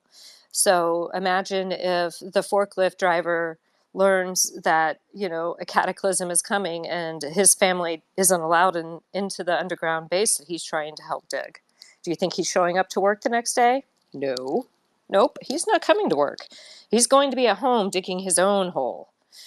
And so part of what I think we're seeing with dragging the feet of disclosure is that the messages that people are getting they are overlapping. There is a thread, and it's even for those having positive experiences and those having negative experiences. They're both being told the same thing, and that is, hey, we're coming up to the end of something. You better buckle up, buddy. And then you have those, the light beings who are looking for their people. They want them to somehow brighten up, like shine brighter. I can't explain it, so that they can see them, so that they can evacuate them. You know, um, and I mean that's my interpretation of what I'm seeing. Is it's like, hey guys, you've been here playing for a while, but now it's time to come home. The weather's getting bad. We got to get you now. That's kind of, the feeling of it. And, but there's no doubt that the wealthiest know that we have some kind of event that's coming. The signs are all around us, and they are alarming. And I think that we have now built a society that is so dependent on distraction that it's quite easy for the wealthy and the governments to be preparing right under our noses, and most of us never even notice it because we are too busy worried about who the bachelor is going to pick, and who's just I'm not picking on anybody in particular. It's just one of the silliest shows that's out there, and so um, I Anjali, with you know what everything I'm we've been saying, through, you're worried about retaliation against not being favorable of dude. The Bachelor? Right. And see, and I loved Joey like that. That was my little my guilty little pleasure, was seeing how it was going to end up with Joey. So but yeah, I worry about just about everything, or it gets really ridiculous. So um Anjali, so it yes. does seem to me, this, I'm speaking only for myself, that we have a side of the NHI or the phenomenon that absolutely does not want us to know this cataclysm is coming, and they want to see us buried. And then we might have a side, that wants some people to survive. I wonder who they have picked to survive, because I think they have quite a bit of power with what we're talking about here, although not ultimate power. I don't think that anyone can stop the pole shift. I think this is what's coming. I don't think any amount of raising anyone's vibration or even our collective consciousness can stop Oh yeah, the no way. physical effects of what's coming. But so I just want to throw that out there, that it seems like we have warring factions in charge of disclosure, et cetera, et cetera. My question is, did the intelligence community, and I know we haven't gotten there yet, Sure. but did the intelligence community take you seriously when they heard this information? And people want to know, did you see any places? And this is a huge responsibility, Anjali. But did you see anywhere in particular, that gets through a little bit easier than other places? Yeah, I don't think I can do that. um what was the first part of the question? Did the intelligence community take you seriously when they got this information? I'm assuming this information got Sure. somewhere at some point. Did anybody take you seriously? And, how did they take it?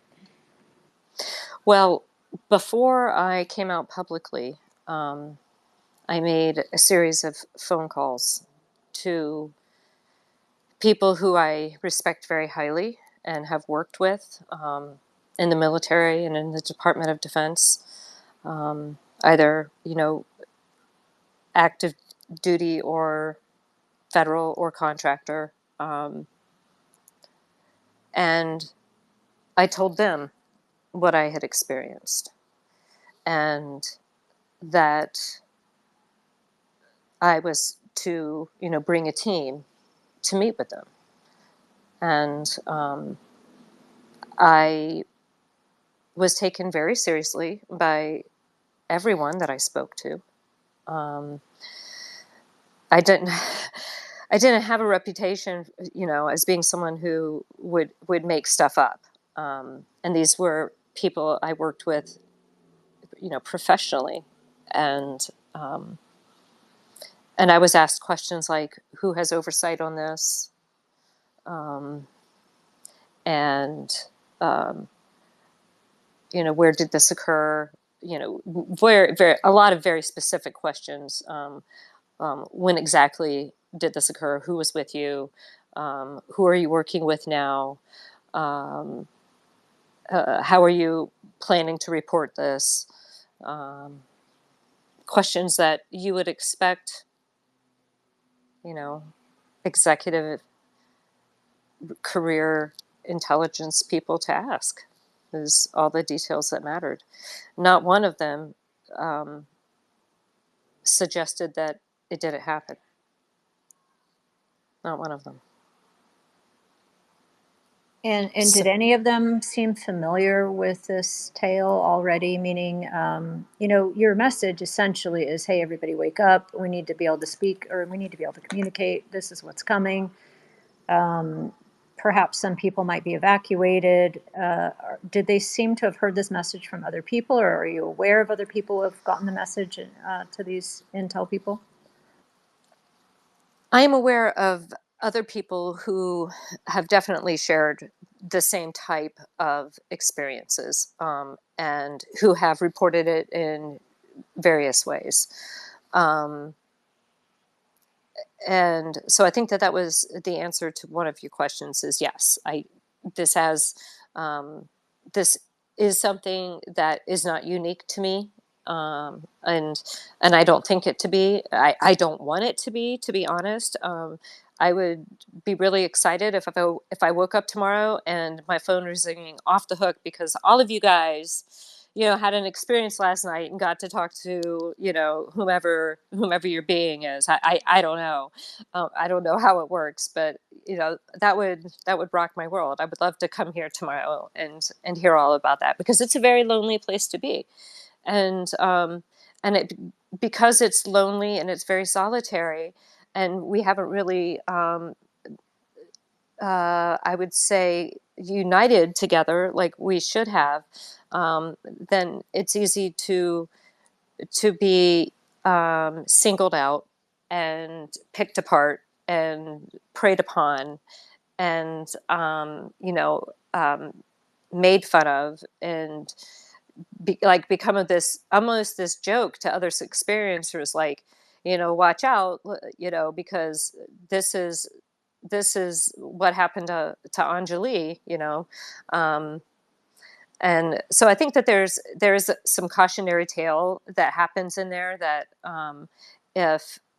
if we were to be less divided and more united, just in the sense that, I don't want to be the only one, and I don't want to be alone in this. I want a community.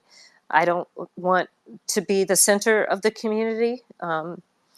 I just want to be a voice in the community. I don't have any of the answers that you guys are looking for, and you don't have the ones that I have questions to either.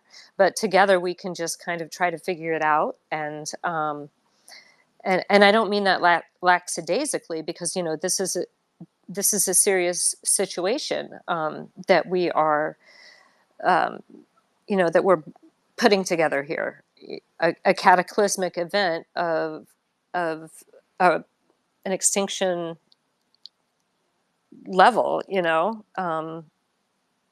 Anjali, why may I push back on or ask you why you're so certain that we don't have each other's answers?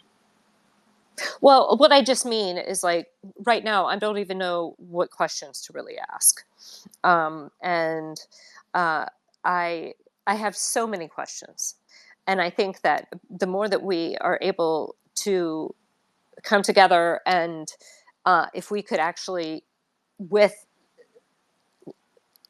create data points, create a database where we actually seek out where those threads are and what exactly they look like, that are weaving all of our stories together, we might have a better grip on it. And immediately, even as I'm saying it, I'm thinking there's not enough time for that. We don't have time for that anymore. We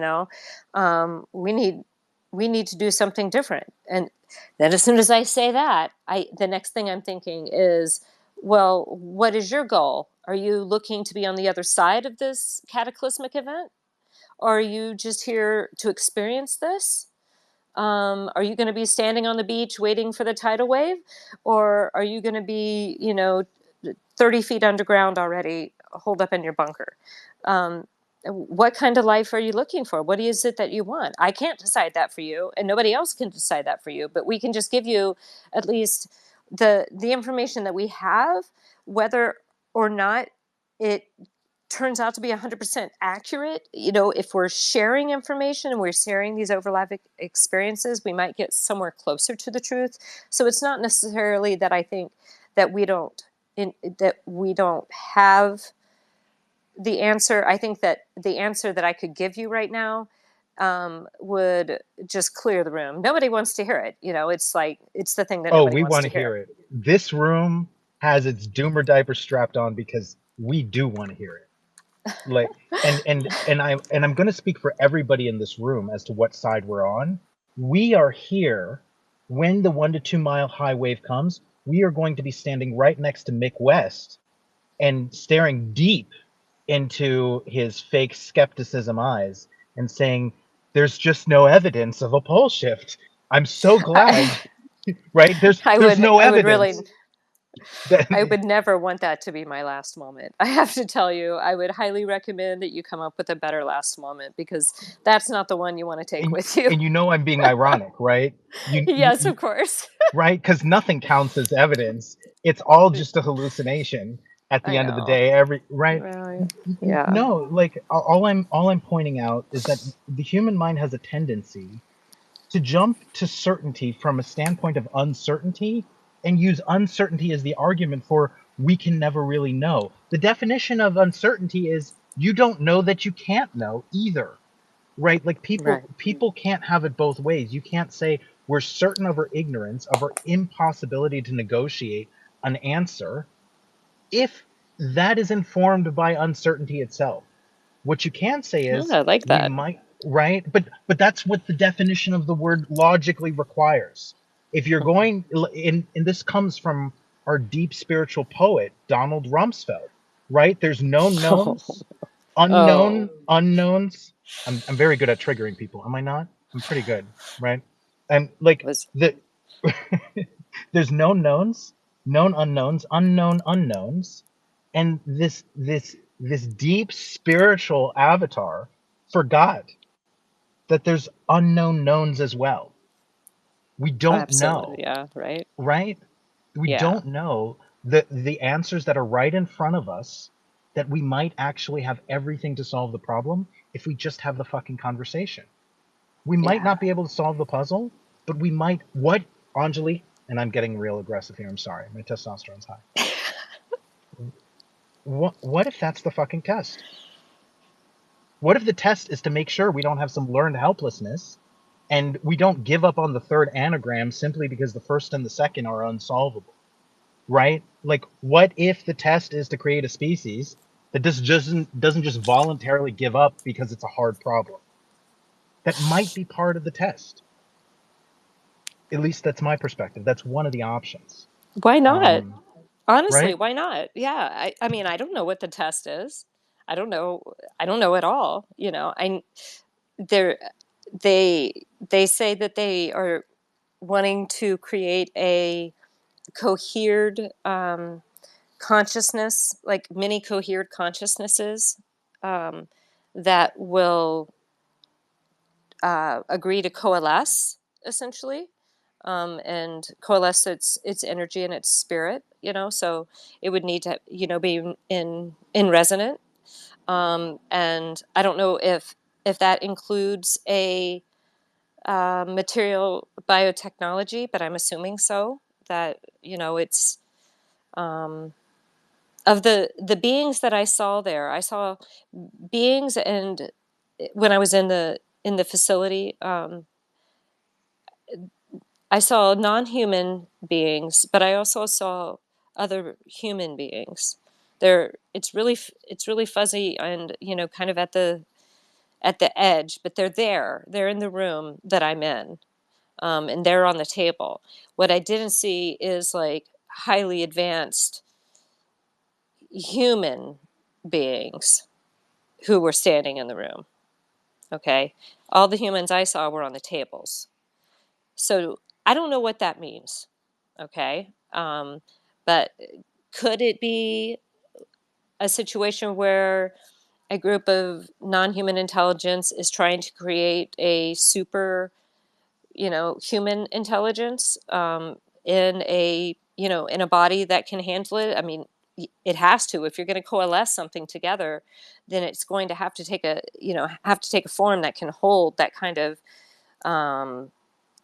frequency. You know what I mean? Like, Are we looking at the hybrid program here, Anjali? A little bit, yeah. I think that's where I'm straying into, because one of the things that we didn't get to were repeated dreams that I had had throughout my life that I didn't understand where they were coming from. That when I was under hypnosis with Barbara Lamb, um, it uh, she and I had talked about it because I had been dreaming it, and she and I talked about it, and I relived prior to the hypnosis. We talked about it, and then I relived it, while I was in under hypnosis with her in that session, and I didn't post a lot of the empty sections when I was reliving things, but so that was one of my goals, was to go back to that moment in childhood and try to figure out what happened, and what I was told and what I experienced, um, is, and now I have this memory of it, and I have to call it a memory, or we can call it like a um, a past thought form of like this whole thing, okay, where i'm i'm I'm 4 years old, I'm in bed, and I fall asleep, and I wake up, and I'm standing in the center of this very dark room, with all of these beings that are around me. Um, there are adult size, and then my size. Now remember, I'm 4, so I'm pretty small. And there were some that were older than me, and a lot that were smaller than me, and then um, several adults that were in the room. Two of them who were less on the periphery than the others, and they told me that they were my family and that I didn't need to be afraid, that they were actually my family, that we were genetically related, that they were toying with, tinkering, I guess would be a way to say it, with um, human genetics to put their consciousness into our our what we consider our biotech. Um, the the the council, they don't allow us to take claim to this biotech, because we are only inhabitants of it for a short period of time. Like the technology itself doesn't belong to us. It's just that we're in it at a moment. And I, don't shoot the messenger here. I'm just telling you, I don't know. Okay, Well, but Anjali, do you think there's a reason why they're not compatible with our biotech already? it's a frequency. It's that their energy needs are different. They talk about how it's really heavy here, um, and that it feels heavy for them. Um, and I get both this, like a sound of heaviness and a feeling of heavy, if that makes any sense. So does it seem like they're trying to get their consciousness into our biotech, perhaps for after this cataclysm? No, I think they're doing it for before. So before, and then what's the end game with that? Is to get us to remember what we're doing, and to prepare everyone to help prepare everyone for what is coming. So it's like it's part of the program of um, being, um, like one of the reasons that people come here, that a consciousness chooses to come here. Um, Besides the fact that this is no matter who you are, when you're in this biotech, it is a restricted sensory learning experience, and it's fully immersive, and it is like they're saying it's like purposely. Um, how do I say it?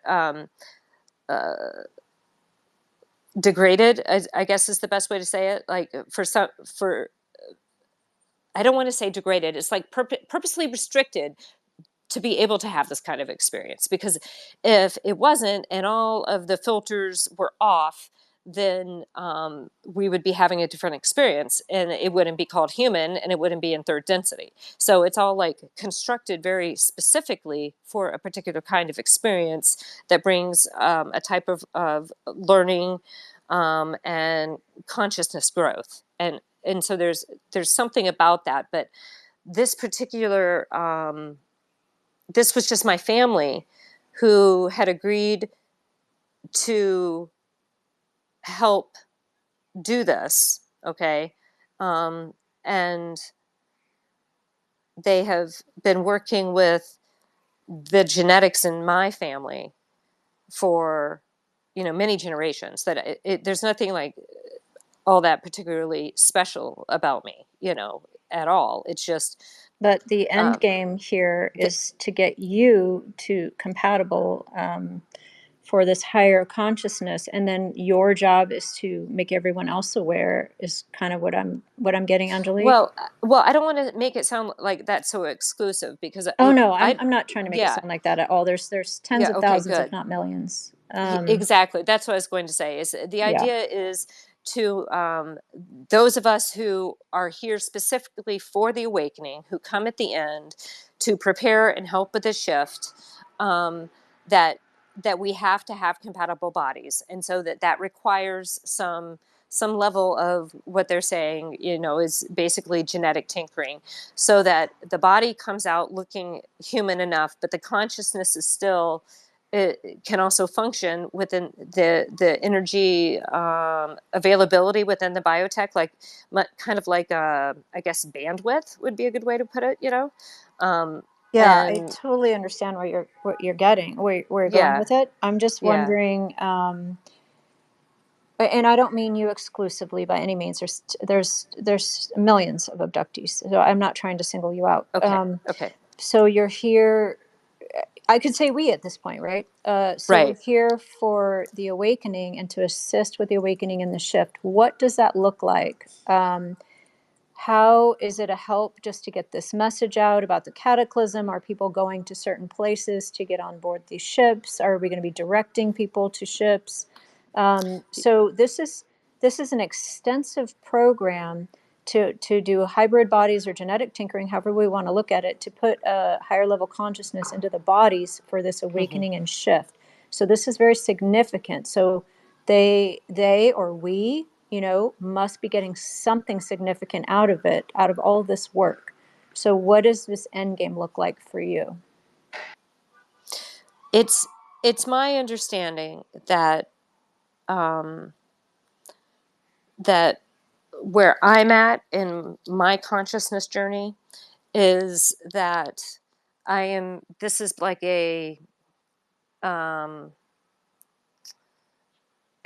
hard assignment, like a hard duty assignment.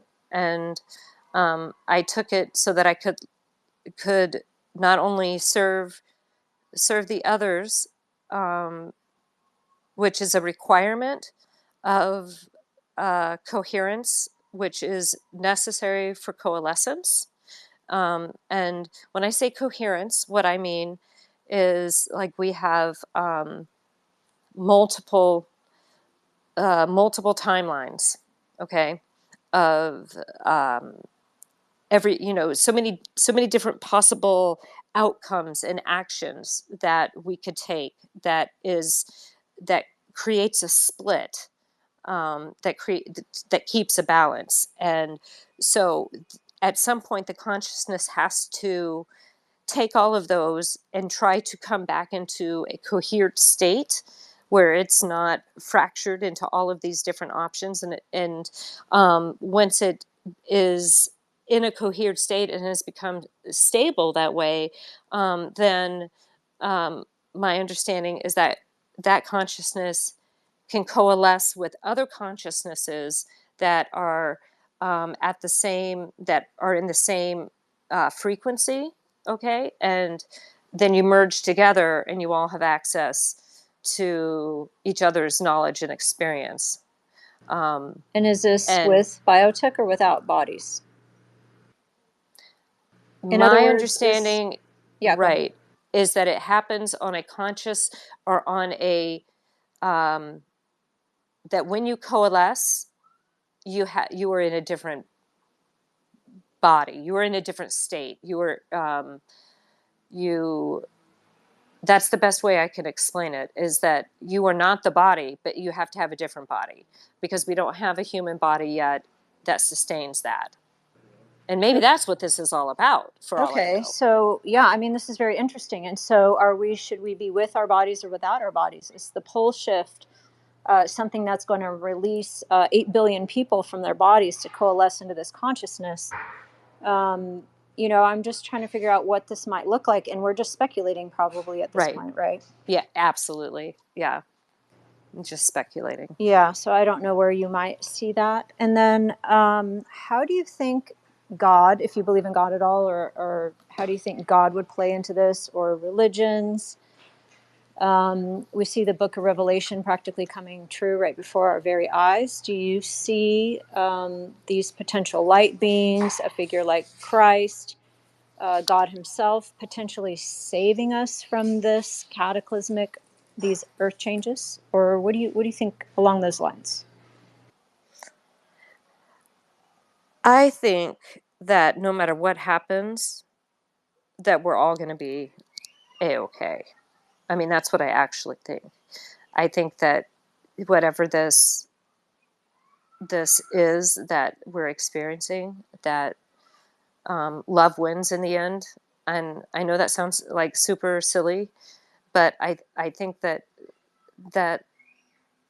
love and neutrality in that love, that neutrality of position and allowing others to go through their experience and through their lessons to get to what it is that they have set their goals for is like super important. And I I believe that the love that we experience is from one single origin, and that it is above anything that we could conceptualize as a god, because it's where everything came from. It's how the things that we have misnamed as gods, it's where they came from. Take any god and I'll show you a god above him and show you who the false god is. It just goes on and on and on. It's like these babushka dolls. So let's just stop that and recognize that it's whatever this thing is that's doing all of this. It's doing all of this, and it's given us. We have an ability to consciously affect the material and ethereal environment that is around us, and I believe that. I truly do, and I hope other people can become aware of that, because I feel like the most empowered you can ever be in your life is understanding that you have a measure of control over the things that you are experiencing. And I don't mean that when we're experiencing traumatic events, it's because we're doing that to ourselves. I'm not saying that on a localized level. I'm saying that my spiritual belief is that we have chosen to locally manifest in this way, because we are like playing this little game with ourselves. I mean, what if we truly are just eternal and always, and it's a consciousness? What does it do? Well, it's probably gonna it's probably gonna do whatever it wants, right? And what if we're a part of that? I don't know. I don't have any of these answers every Oh day. no, I You hear you, know? Anjali. These are the Oh same my things that go gosh. through my brain too. I'm not expecting answers. I'm actually just Yeah, yeah. kind of Just speculating wondering. together. Yeah. And so I'm looking at the big picture here. We've got this cataclysmic pole shift that I think is coming. I mean, I think the so-called science is out there. to Yeah. support it. And then let's just take you and your message, and you're on some type of mission. I think a lot of us feel the same way, right? Your mission at this point is to get out this word, and please stop me when I go astray, to Okay. get out the word about this consciousness, about these cataclysms that are coming up. So what is practical? What is the practical message? What can people do right now today to help you to fulfill your mission of the message you're trying to get out there? What can we do? To help me fulfill my mission? No. I mean Okay. to not help you fulfill your mission. That was not the right. So you, whatever your message is that you need to Mm-hmm. get out there, what can Mm-hmm. people do to align with that message? What can we do to save ourselves from the cataclysm, to send ourselves toward this consciousness you're talking about, that type of thing? What can we do practically speaking? Right. Well, I don't typically like to tell people what they can do, especially practically speaking, or what they should do. I have really stumbled along in this journey. Have some bruised knees and shins to show for it, um, just kind of trying to figure it out. And um, I would I would say that um, I think that the most important part of any of the message that the beings have shared with me per- personally that I'm aware of, is that we are here as part of a whole, and that we are only experiencing a momentary locality, and that's like at the core of their message. And that right there, I could spend the rest of my life trying to figure out just that. We could just stop there and not have to talk about pole shifts and cataclysms and the existence of who's driving the UFOs or whatever. We could just start with, Hey, sorry to butt in, but I yeah. found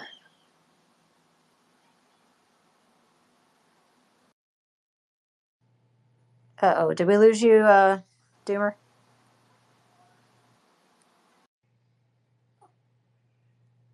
I can't hear him. Can you hear me, Anjali? Yes, I do hear you. Okay, perfect. Ulrich, you might have to drop yourself down and we'll get you back right back up because I don't think anyone can hear you. So while we wait for Ulrich, Anjali, it sounds like he has something really good that he wants to talk about.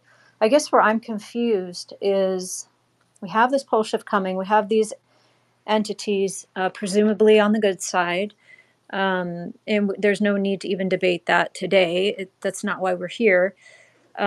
Trying to give us an awakening and a warning of an awakening and kind of a warning about these cataclysmic changes that might be coming up.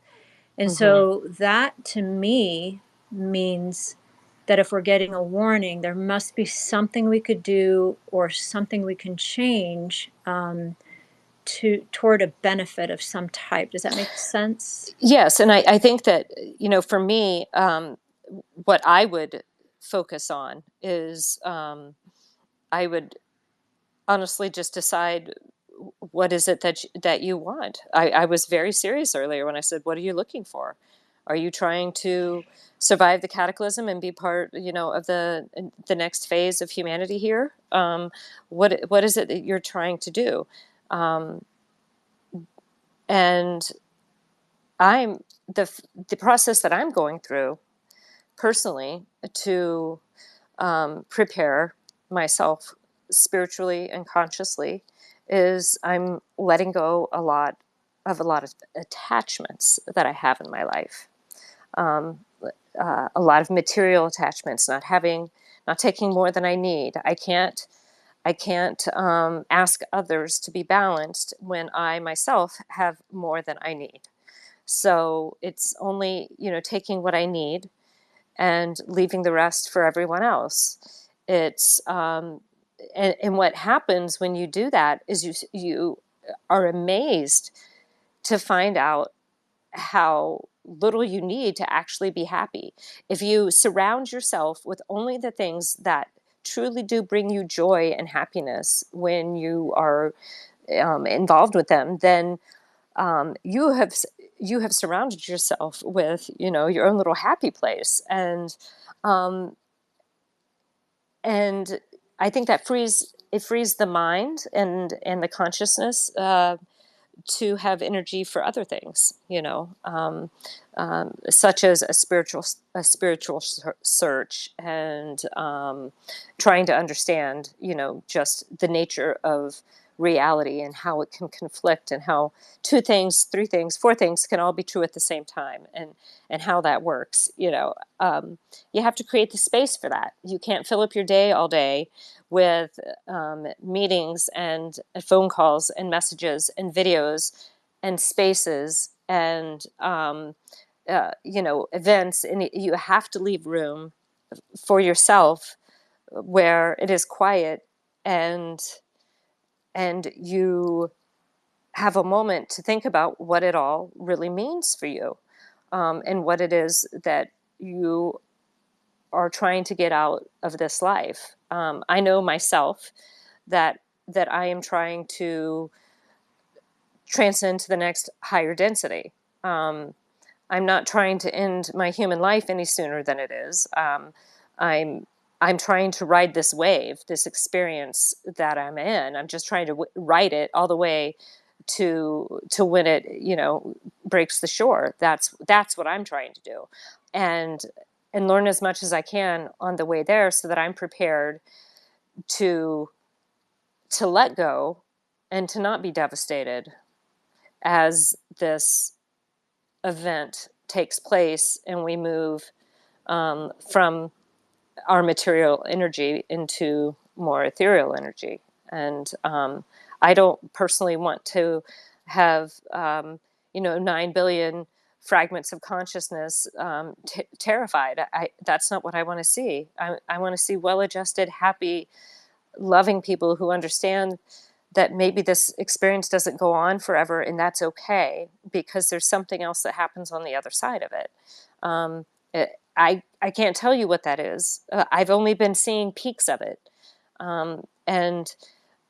but just the fact that you can take peeks into it, it tells you so much more than than what we can even, ascertain from some of our religious texts. I mean, when you have an experience and you see into something that is not a part of everyday reality, it really, you experience like total ego death. First of all, it doesn't always stick around, but you definitely have like a crash of ego, and begin to adopt a different worldview. I mean, it's not even an adoption. It takes no effort. It just happens.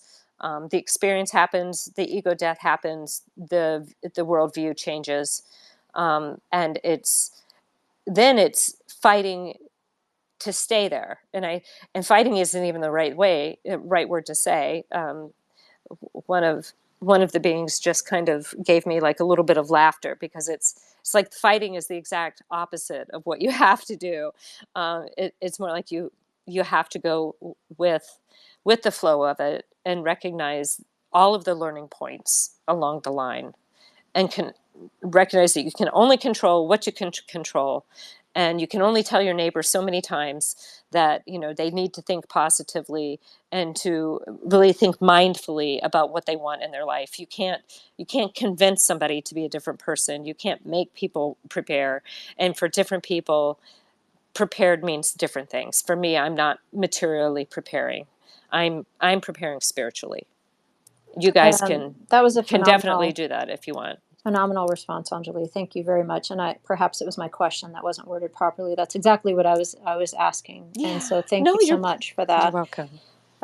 My last thing before we get to Ulrich, and then we're going to have to look at your time. And then I don't want to short the audience on questions. I think we got a couple of important ones out. Do you see the scene of abductees or experiencers being saved on the ships, and perhaps even directing other people onto ships to be saved from the cataclysm? You know, there are some things that I'm trying to figure out still, and that's one of them. Not to like go into a completely different area because it really isn't. Because I think it's intimately tied to this discussion. Every night since 2017, late 2017, early 2018, when my contact began. Um, I, I don't want to say aggressively, but consistently, I guess I would say, um, I have begun dreaming of the same place every night. I mean, and it's a place, and it's not a place that I've ever been. There are a few places that I can start off in each night, and one is a mall, and in that, I call it a mall because I don't. It's more like a port, and at this port, you can you can get on um, a craft that takes you off planet, um, and but you can also and there's a line, and I've had to stay in the line, and I got to the front, and I didn't have something that they wanted me to have, and I can't remember what it is now, so I had to get back out of line. So I tried to get off planet, for anybody wondering, but I go to this place every night. I can draw some of the map of the city, where the general location of things. Some areas I can draw neighborhoods and houses and tell you about some of the people that live in them. Um, and I always wonder, is this a real place? Is this a place that exists somewhere? How in God's green earth is this happening inside of my head every night? And by the way, I've only seen a couple of people, one, two, three people that I know that I've ever met in real life, have I ever seen there. One was my daughter, one was my partner Max, and another was one of my aunts. Everyone else I've never met. Every time I'm there. So anyway, Thank you, Anjali. You want to, Ulrich and Tiff, you guys want to jump in, and then Oh, Anjali, depending on your time. So here's I the thing. I have a I ton didn't have of. any questions, French. Uh-oh. I, Oh, I just it was just about Ulrich, the connect. Oh God, never mind. don't tell me you have no questions. Can you hear me, Ulrich? Can you hear me, Ulrich? Oh, this is not good. Okay. I can hear him. I That's can hear him terrible. too. I can hear him too. Tiff, do you have anything? Because I have a whole list of questions, but it's more in the weeds stuff. I think today, is covered as far as the important stuff. I think we covered the important stuff, and that's the message that Anjali has. I'm happy to go back to a list of questions, to the audience questions, etc. Depending on your time, Anjali. Ulrich, jump in. Yeah, no, last time I was just asking if other people had audio issues. That was it, ironically, because I was seeing messages of people saying that there were 2 minutes that I had lost that I don't think were because of my connection, maybe like 10 minutes ago. And then I saw Mm. DMs from other people saying like audio was going in and out. So I was wondering if other people missed those 2 minutes, but it could have just been me. That's all. And I did we get to the overlap with Steve's story? No, we have not gotten to the overlap. I would love to get to the overlap. Thank you, Ulrich. And then Anjali, we want to be respectful of your time. Are you okay with getting a little further then into how you intersect with Steve's story?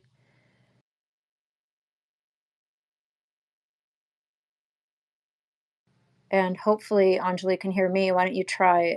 Oh, hello. I'm Oh, so sorry. no, I you're was good. on mute still. Oh, you're on mute. Yeah, my bad, my bad. I was going to say, we have been going for quite some time now, and I wonder what you would think about having Steve and I come on together and talk about how we intersected and how that has changed our lives and our perspectives about our own experiences. Because there is I would love something that. there, and he and I have been talking about potentially doing something like that. This isn't a promise, but I think that it would be better. Yeah, I think we just lost your audio temporarily, Anjali, but I think that's an outstanding idea and we would love it. Okay, very good. Then we can just save that for another day, because I got to tell you honestly, this stuff it's pretty taxing, and it really, especially when the beings begin to want to communicate. It's I don't want to say it's an energy drain, because it's exhilarating, but at the same time, I do tend to usually feel more fatigued afterwards. It takes a lot out of me, and so I would say we've got about 15 more minutes, and I probably need to wrap it up. Are you telling us that the beings are? I'm not going to let this. I'm just can't. There's no parallel universe. Energy vampires? No, no. Well, I don't. I didn't say. I wouldn't imply that jokingly, but I'm saying, are you getting some sort of communication about saying like, don't say more, or are you getting messages? No. Are you getting anything like that? Oh yeah, okay. A couple of times. I just weeded it in. Yeah, absolutely. I can't talk about it without them showing up and putting in their 2 cents. Are there any sense that are? Is there something that they want you to tell us or don't want you to tell us?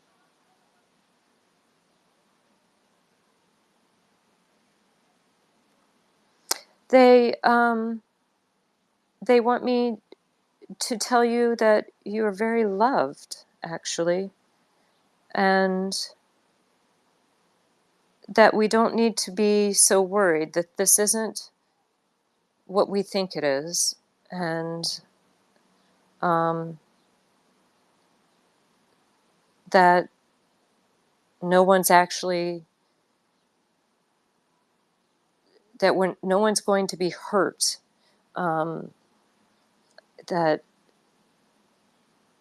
this is okay. That's basically all I'm really getting, is they just want to comfort us, that maybe what we're perceiving isn't everything that we think it is, and that it's going to be okay.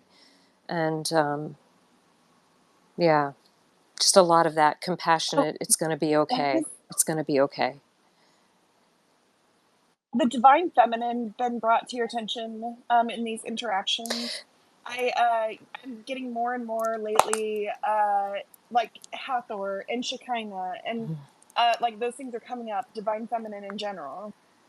I actually have communication with this one beautiful, beautiful being, who is definitely, I would say, has chosen a divine feminine consciousness state to be in. She is almost like a peach and cream light. It's like her skin.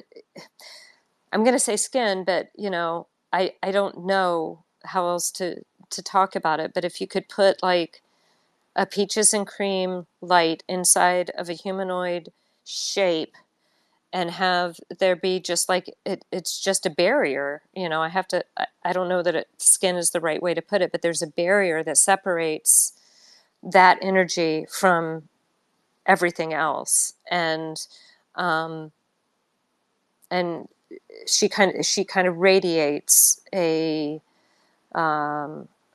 very motherly, divine, feminine sort of being. I don't know how to explain it, but she's very soft and very, very wise, and she is the one who insists to me that she will say things like, "You can stop this right now," and she's talking to like everything, not just me. It's like she's talking to the council, the beings, like everything. That saying things like, this is good. This is just this is a game that you're playing with yourself, and you don't have to do this. You can stop this. There's a lot of appeals, and also regarding, giving comfort and reassurance that that this state is just a localized state, that this isn't our permanent state, and that this is just a momentary, localized understanding, and that it's okay. I know that sounds Um, gibberish, right? No, it resonates. Okay. No, it resonates with me. Every day I work with goddesses, and so it's like, but the feeling, the knowing of the divine feminine coming is more profound to me. And like I was working with my cards while we've been in the space too, and the message I got was the devil is inside of the oppression, whatever. If that resonates Ooh. with you at all, that it's your oppression that the devil is inside of. And so it's like every day I'll work with cards and get different messages, and it's just more and more is like a maternal comfort. Like in my experience when I was having it, it was beings of light, but they were comforting me, even though they felt indifferent. The impression was emotionally indifferent and matter of fact. So the information they were giving me was about a cataclysm. Mm-hmm. It was just matter of fact, and they weren't like they didn't have any feeling for me or anybody Sure. else in general, but they were comforting me. It was like when I was a child and I would get my hair stroked. So as they were giving me this hard truth, they were also soothing me emotionally though. Interesting. Um so yeah, it's just the way that they come on. It's a lot of emotional impressions and consciousness impressions. It's just so crazy. It's beautiful. Anjali, I'm trying to get to a couple of questions from the audience because we did promise. I did go to a couple. One of the questions, and then I have a few others. One of them is, have you seen any flu or SARS? Maybe this person is looking for some type of pandemic, another pandemic coming up before the cataclysm. And then there's a few others I'll read off to you. I would say that about a year ago, I was I had this overwhelming sense that there was a bigger virus that was going to come through, and it was really bothering me. And I don't know if that was my own anxiety, um, because I was, leaving kind of my safe space and moving out into a different space that would put me, more at contact with the potential virus. So it could have been, part of that. I don't really know. Um, I just I just think that it's going at the local level, that there's a process that has to happen, and that it's not going to really be all that great. But I don't know any details. All right, thank you for that. And let's see, I have a list of a few more questions here. Let me see if I can even understand them. Sometimes when things are put into writing, they don't come across very well. Are you aware of, well, this person says cult. Are you aware of a cult looming that seems to be obsessed with finding experiencers with apocalyptic visions and who have seen the lady? I mean, we're half of that cult. Oh, what? I didn't even know there was a cult. Oh yeah, um, you've already been initiated into our blood sacrifices, Anjali. so I wonder if they're asking if I'm aware of you guys. Yes, I am aware of Fringe and Ulrich and Tiff. So But only half of that It could applies be, to it us, could be us. right? Maybe just meaning, is there, maybe a cult is not the right word.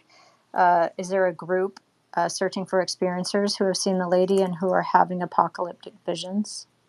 I don't know if they are. I don't know about it.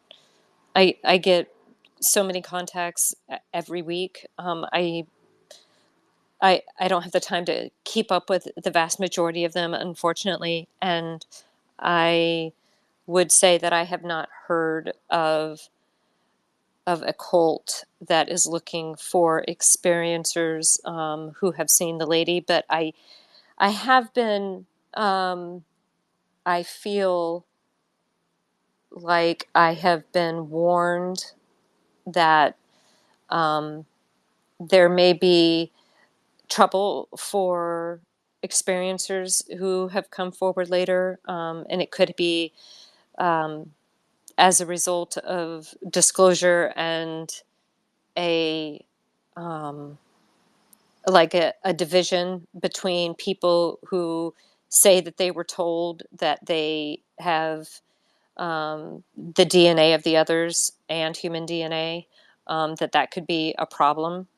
I don't want to give that, a lot of credence, because I feel like the more that we talk about it and think about it, the more that likely it is to develop. And so, if they're out there, I would say we should probably just let them go about their merry search. But nobody has asked me directly, I guess.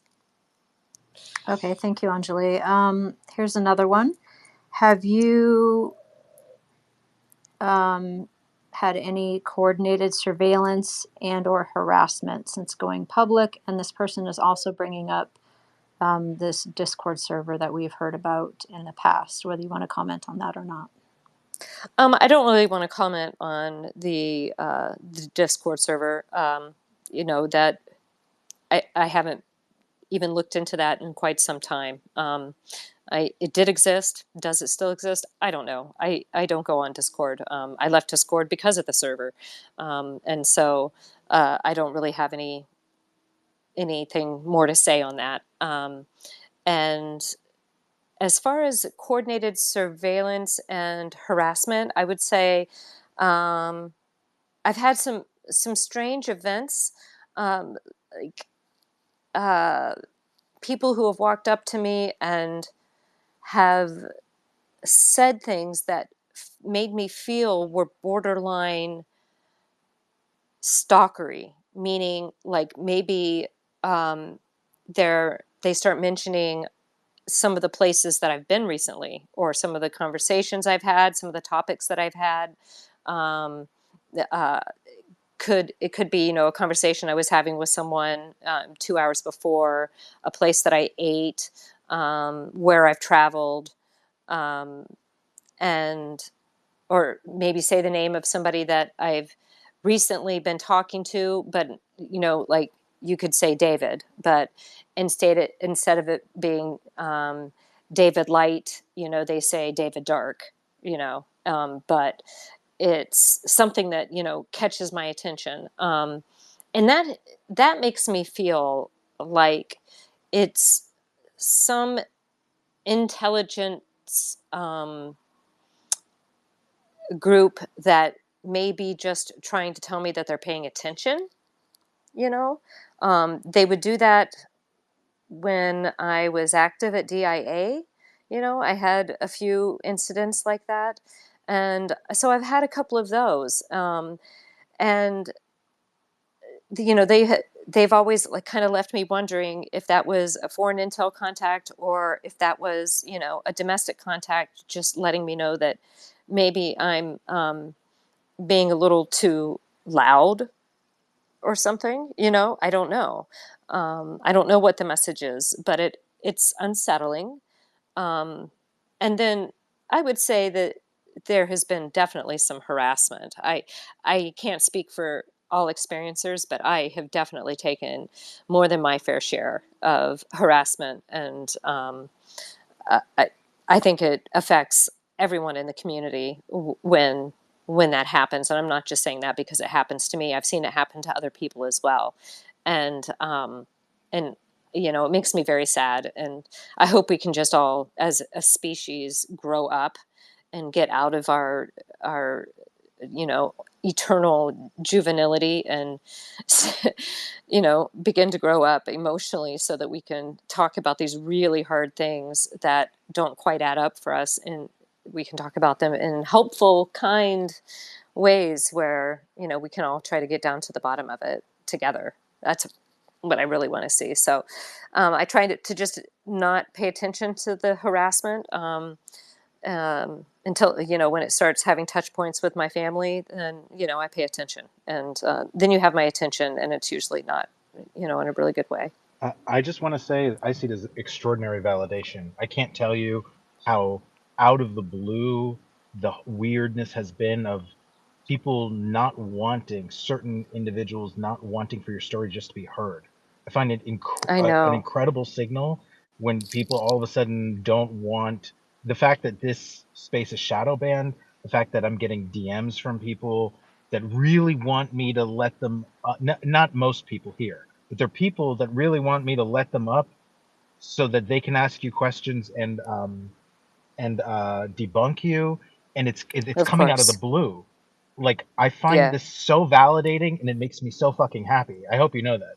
Like, nothing. Oh, No, I'm serious. I don't. I think if what is going on, if out of the blue somebody's like, you can't let this person have free speech, something powerful is being said, and I feel exactly the same way about disclosure, right? If there's no there, is anybody like, I'm not going around losing my shit on spaces because there's flat earthers. I'm not losing my mind or making poses. Like, there are some people who disagree over the platonic solid that represents Earth.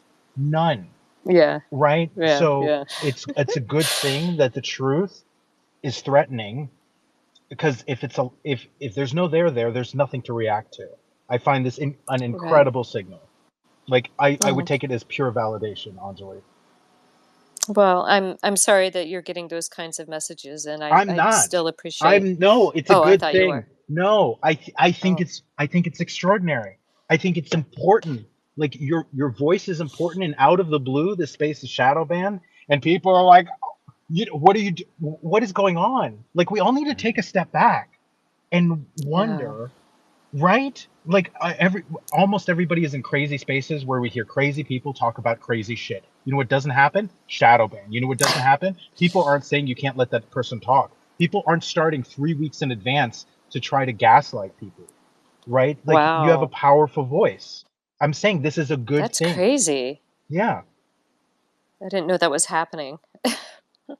I guess I'm not surprised. It's okay, and you know, I think we all have really powerful voices, and I'm just, just one of many people who have come forward and um, are trying to figure this out and bringing it all to the public for for help and for support. And hopefully we can create such a space. I don't know what that looks like, but I would really love to be a part of that, and to help get that going. And you're in it. it's something. You're in it, and we're happy you're here. Is that what happened? Yeah, yeah. I'm happy you're speaking. I'm happy you're in this room, Anjali. Oh, thank you, thank you, thank you. Yeah, That's thank you, great. Anjali. Thank you so much for being here. I don't find it productive to attack experiencers or to try to debunk them. Number one, it's me, myself, and I would not want to be treated that way. There are some spaces in this community that are so-called safe spaces. I actually hate that term, but it's appropriate. Spaces where it's not just not allowed, where we don't permit the bashing and just blatant debunking or just being antagonistic to experiencers. It takes so much to come into a space to speak about what's happening with us. I mean, this is Anjali, as you know, this is for me. This is my life. I That's live this right. every single day. I'm Yep. not sure there's a day that goes by that if I paid attention to every single thing that happened, I would lose my mind. And I'd like to keep my mind exactly where it's at. And so people don't understand what it takes to get into here and get into these spaces with people we have no idea. These are total strangers. And we're bearing our souls. We're speaking about science fiction, yet this is our life. That's right. And the nerve of people, the first thing they want to do is say, oh, this person's a liar. They said this wrong. Yes. They said that wrong. What Yep. about this day when they said this and that day when they said that? And I just won't have it. And you'll never experience that in this space. I hope we get someday where it is safe to just have people come up and ask appropriate questions in a reasonable manner. I hope we get to that place. If you're Me ever comfortable too. with that, great. And if you're not comfortable with that, that's okay. If we have to do this next time with you and Steve, that's perfectly fine. Yeah, that would be great. Until we earn everyone's trust, that's the way it could be, and it works perfectly fine. It's fine for me. It's fine for you. I think people just completely underappreciate experiencers and what we go through to get up here and to talk. And it's unfortunate, but there are places you can be, and this is one of those places. So thank you so much for trusting us today and for being here. And I think we got way more doom out of Anjali than she was planning on, even though she knew she was in the doom room. Ulrich, I don't even know what to say. Ulrich held back 10,000 questions at least to help you get through your story. But Wow. I'm sure we've all written down our questions. I have 100 of them for next time. Excellent. I really hope to have you and Steve in a space together very soon. Tiff and Ulrich, do you guys have anything? Yeah, Just thank you so much for your time. Thank you. yeah, and you guys, it's time I talk about this. And my name is Ulrich. I'm 36 years old, and I have a lot of questions, and I'm in a program. Yeah, you know, and I just wanted to go public with that. So it's true. I have a sponsor, and they help me. They help me with asking clear questions. No, no, I'm grateful we had the space, you guys. Thank you. Thanks for having me today, and thanks everyone for showing up. And I'm sorry if we didn't get to your question. I see a lot of really good, friendly faces down there. I want to give a quick shout out to Oak and to Lone JC, and Follow the Water Bearer. And that's just a quick look. I got 2020 Defense down there. Let's see. Oh, yeah, so many wonderful faces. I really appreciate you guys coming today and being a part of this. And I hope to have the opportunity to listen to a lot of your own experiences in your own spaces. So I think that's the next step, is all of you down there who have had experiences, and or even if you're not sure if you had an experience, you know, if you just want to share it and you have questions, you know, this seems like a pretty safe place. I know it's called the Doom Room. Maybe the Dark Doomer Angels can, or Doomer Dark Angels, I'm not sure what it is, can have an experiencer room sometime, and you guys can come up and share your experiences, and we can just all talk about it openly. But until then, hopefully I'll see you guys around. I am going to be next week. I'm starting a 6-week program for myself that I have needed for quite some time to help me resolve some past trauma and some lingering PTSD. So I'm going to be dedicating a lot of that energy in, you know, the next 6 weeks to doing that. But I also don't want to be doing that all of the time. So it would be a welcome relief probably to come in here and be abused instead of having to deal with I'm just kidding. I just needed to And you know lighten up what, some. That might have been the oppression that when my card said the devil was your, like, the devil card is like the ruin card, and it's starting over, and it said it was in the 10 of Wands, the oppression card. Wow. So that could be like, once you get through that, maybe that's your mission will expand. I hope so. And now that you said that, I feel like it makes total sense what those cards were talking That's about. awesome. I love it. I love to hear it. Thank you. And I love that. I think the Doom Room got more of your story out than anyone has ever heard before. Oh, And wow. I think that's what's so important, is because it's a place where you can just open up and talk and not have to worry about skeptics and debunkers attacking you, and look at all the information that just comes flowing out. So I truly appreciate you today, Lifetime Anjali. experience. Yeah, that was like having her clarify that, like, since 4.